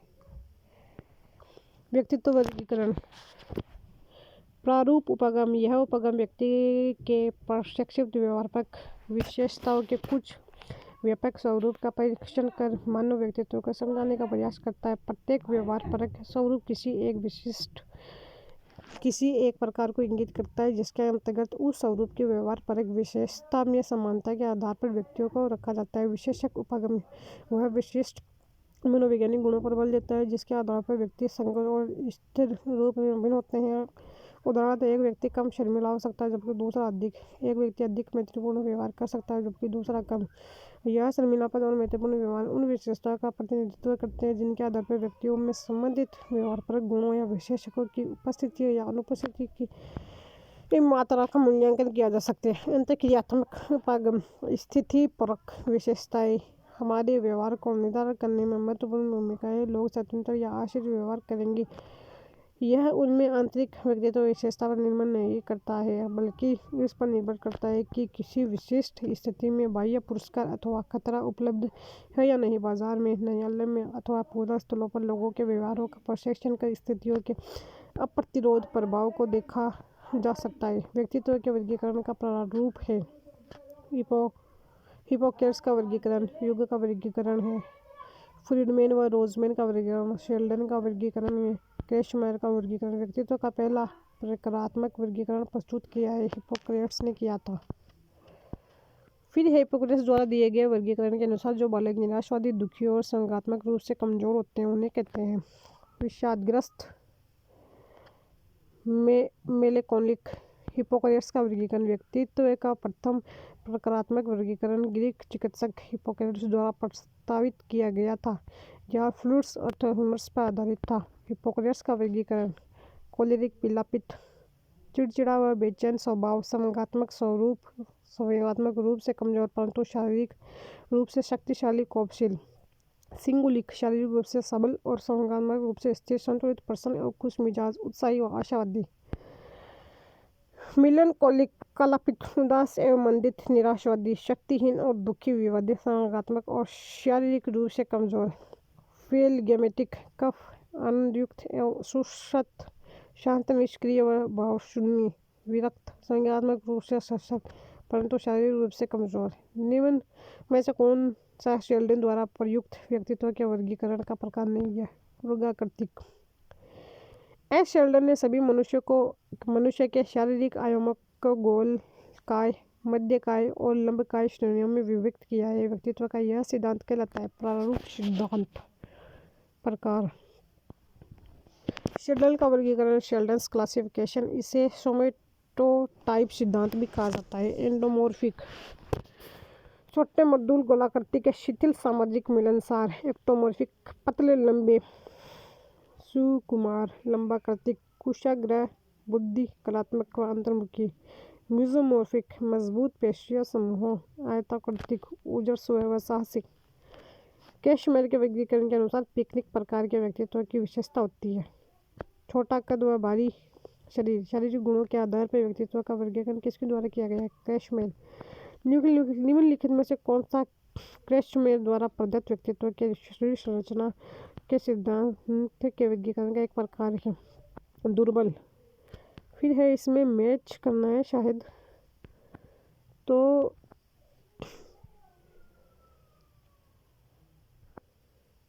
इसका ऑप्शन में श्योरिटी नहीं है। कैशमेयर का वर्गीकरण पिकनिक, छोटा कद, गोलाकार, भारी शरीर, सामाजिक खान पान के शौकीन, खुश मिजाज, साइक्लोड स्वभाव, उत्साह, विषाद। मैनियाक डिप्रेशन में संभावत। एस्थेटिक टाइप, लंबा कद, दुबला पतला शरीर, सामान्य से कम वजन, चिड़चिड़ा स्वभाव, सामाजिक उत्तरदायित्व से दूरी। शिजोइड, चित्त प्रकृति या स्वभाव, मनोविद्यालयता की संभावना। एथलेटिक्स, सुडौल, विकसित, गठीला शरीर, संतुलित कद, स्वभाव में न अधिक चंचलता न ही मंदन, आसानी से समायोजन का कौशल, सामाजिक प्रतिष्ठा भी मिलती है। डायप्लास्टिक, ऐसे व्यक्तियों में प्रयुक्त एक भी गुण नहीं मिलता बल्कि इनका मिलना जुलना स्वरूप दृष्टिगत होता है। बहिर्मुखी विद्यार्थी अंतर्मुखी विद्यार्थी में किस विशेषता पर आधारित है? फिर है युग के वर्गीकरण के अनुसार जो व्यक्ति सामाजिक द्वंद्वों से पलायन करते हैं कहलाते हैं अंतर्मुखी। निम्नलिखित में से कौन सा सही मेल नहीं है? तो है रेशनलाइजेशन, अपना गुस्सा दूसरों पर निकलना।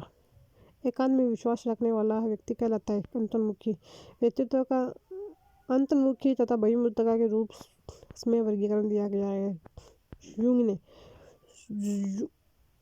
जुंग के अनुसार व्यक्तित्व के प्रकार है अंतर्मुखी, बहिर्मुखी। फिर है एक्सट्रोवर्ट और एक्सपर्वर्ट। बहिर्मुखी है सामाजिक, खुशमिजाज और मिलनसार, आशावादी और यथार्थवादी, ऐसे व्यवसाय का चयन करने वाले जिनसे लोगों से प्रत्यक्ष रूप से अनुभव रखा जाए। अंतर्मुखी अकेले रहना पसंद करते हुए आत्मकेंद्रिता का भाव, शर्मिला स्वभाव और सामाजिक द्वंद्वों से पलायन, रूढ़िवादी। यह सामाजिक जीवन में अधिक रुचि लेते हैं और समाज में सामंजस्य करने के लिए सदा सचेत रहते हैं। ये एकांत प्रिय, लज्जाशील व कम बोलने वाले प्रकृति होते हैं। यह शांत, आशावादी और शीघ्र न घबराने वाले प्रकृति होते हैं। यह अस्थिर स्वभाव वाले, शीघ्र घबरा जाने वाले प्रकृति होते हैं। ये अपनी भावनाओं को आसानी से अभिव्यक्त कर सकते हैं, अर्थात ये चिंता मुक्त होते हैं। ये अपनी भावनाओं को अपने तक सीमित रखते हैं, अर्थात ये चिंताग्रस्त रहते हैं। ये व्यवहार जीवन में कुशल व अवसरवादी प्रकृति के होते हैं। इस प्रकार के व्यक्ति अधिकतर सामाजिक, राजनेता, अभिनेता, खिलाड़ी आदि बनाते हैं। यह अध्ययनशील और मननशील होते हैं। ऐसे व्यक्ति आगे चलकर वैज्ञानिक, दार्शनिक, साहित्यकार और अन्वेषक बनते हैं। दबाव के प्रतिक्रिया करना, भावनाओं को अभिव्यक्त करना। भावाभिव्यक्ति एवं भाव संप्रेषण की न्यूनता। क्रैशमैन व शेल्डन का वर्गीकरण शारीरिक बनावट पर आधारित है, जबकि युंग का वर्गीकरण मनोवैज्ञानिक गुणों पर आधारित है। आधुनिक मनोवैज्ञानिक का आकलन है कि सभी लोग दोनों में से किसी एक श्रेणी में आए आवश्यक नहीं है। कुछ व्यक्तियों में दोनों प्रकार के गुण परिलक्षित होते हैं। ऐसे व्यक्तियों को अभिमुखी कहा जाता है। तत्व विश्लेषण, फैक्टर एनालिसिस के द्वारा अंतर्मुखी, बहिर्मुखी परीक्षाओं द्वारा उपलब्ध निर्माणों का अध्ययन करने पर गिल्फार्ड ने सन 1940 ईस्वी में 5 प्रकार के कारक ज्ञात किया। सामाजिक अंतर्मुखी विचारक अंतर्मुखी अवसादपूर्ण, डिप्रेशन, मनोदशा में परिवर्तन के प्रवृत्ति तथा मौजूदा प्रकृति में से कौन सी कोरोनरी हृदय रोग के प्रति ज़्यादा संवेदनशील है? Type A. फिर है फ्रीडमैन व रोजमैन के वर्गीकरण के अनुसार टाइप ए व्यक्तित्व वाले रोग अतिरिक्त दान और कोरोनरी हृदय रोग CSD कोरोनरी हेल्थ डिजीज के प्रति संवेदनशील होते हैं। फ्रीडमैन व रोजमैन का वर्गीकरण टाइप ए। उच्च स्तरीय अभिप्रेरणा, धैर्य की कमी, समय की कमी, काम के बोझ से लदे रहना, निश्चित व मंद गति कार्य न पाना, उच्च रक्तचाप, हृदय रोग, कोलेस्ट्रॉल आदि। टाइप बी संवेगात्मक रूप से स्थिर, शांत, चिंतामुक्त, तनावमुक्त जीवन व्यतीत करने वाले या यथार्थवादी दृष्टिकोण। Type C. मोरिस ने टाइप सी भी सुझाया है। संयोगी, विनीत, धैर्यवान। ऐसे व्यक्ति अपने निषेधात्मक संवेग जैसे क्रोध का दमन करने वाले और आप के प्रति आज्ञा पालन का प्रदर्शन करने, ऐसे व्यक्ति कैंसर के प्रति संवेदनशील होते हैं। टाइप डी, जिनमें टाइप सी की विशेषताओं का अभाव पाया जाता है, अवसाद के प्रति प्रवणता पाई जाती है। यह जॉन रेनॉल्ड्स द्वारा सोचा गया। डिस्ट्रेस केंद्र के वर्गीकरण के अनुसार तीव्र लालसा व दूसरों पर प्रभुत्व जानने वाले कहलाते हैं। Hyperthyroid. Pituitary type hyper pituitary प्रकार के काम में विकसित, शक्तिशील, मांसपेशियों व प्रबल मस्तिष्क प्रबल। हाइपर पिट्यूटरी प्रकार वाले मन, नटा आकार, अंसारी, अंशुदूर, नेपोलियन, डार्विनियन, जूलियस सीजर इसी प्रकार के अंतर्गत आते हैं। Adrenal cortex. हाइपर एक्टिव प्रकार शक्तिमान, स्थिर रहने वाले, सारे शरीर पर बाल, खाल मोटे, बाल सूखे, दांत बड़े। एड्रिनल हाइपो एक्टिव प्रकार असंतुलित, चिड़चिड़ेपन, संचार न्यून, चेतमय व्यक्तित्व वाले। पैराथायरॉयड झगड़ालू। गोनाड्स हाइपर एक्टिव अधिक आक्रमणकारी। गोनाड्स हाइपर एक्टिव झगड़ालू, कला, साहित्य एवं संगीत जैसे कार्यों में रुचि लेने वाले। स्पेंजर द्वारा व्यक्तित्व का वर्गीकरण है। निम्नलिखित में से कौन सा स्पेंजर के द्वारा दिया गया व्यक्तित्व का वर्गीकरण नहीं है? स्पेंजर का वर्गीकरण। स्पेंजर ने सामाजिकता के आधार पर व्यक्तित्व का वर्गीकरण। सैद्धांतिक, थ्योरेटिकल, ज्ञान प्राप्ति में रुचि लेने वाले, आर्थिक, इकोनॉमिक, धन जमा करने में रुचि लेने वाले, कलात्मक, एस्थेटिक, सौंदर्य पहलुओं में आनंद लेने वाले, सामाजिक, सोशल, अन्य लोगों से सार्थक संपर्क बढ़ाने वाले, राजनीतिक, पॉलिटिकल, सत्ता के लिए प्रयत्नशील, धार्मिक, रिलीजियस, धार्मिक कार्यों में रुचि लेने वाले।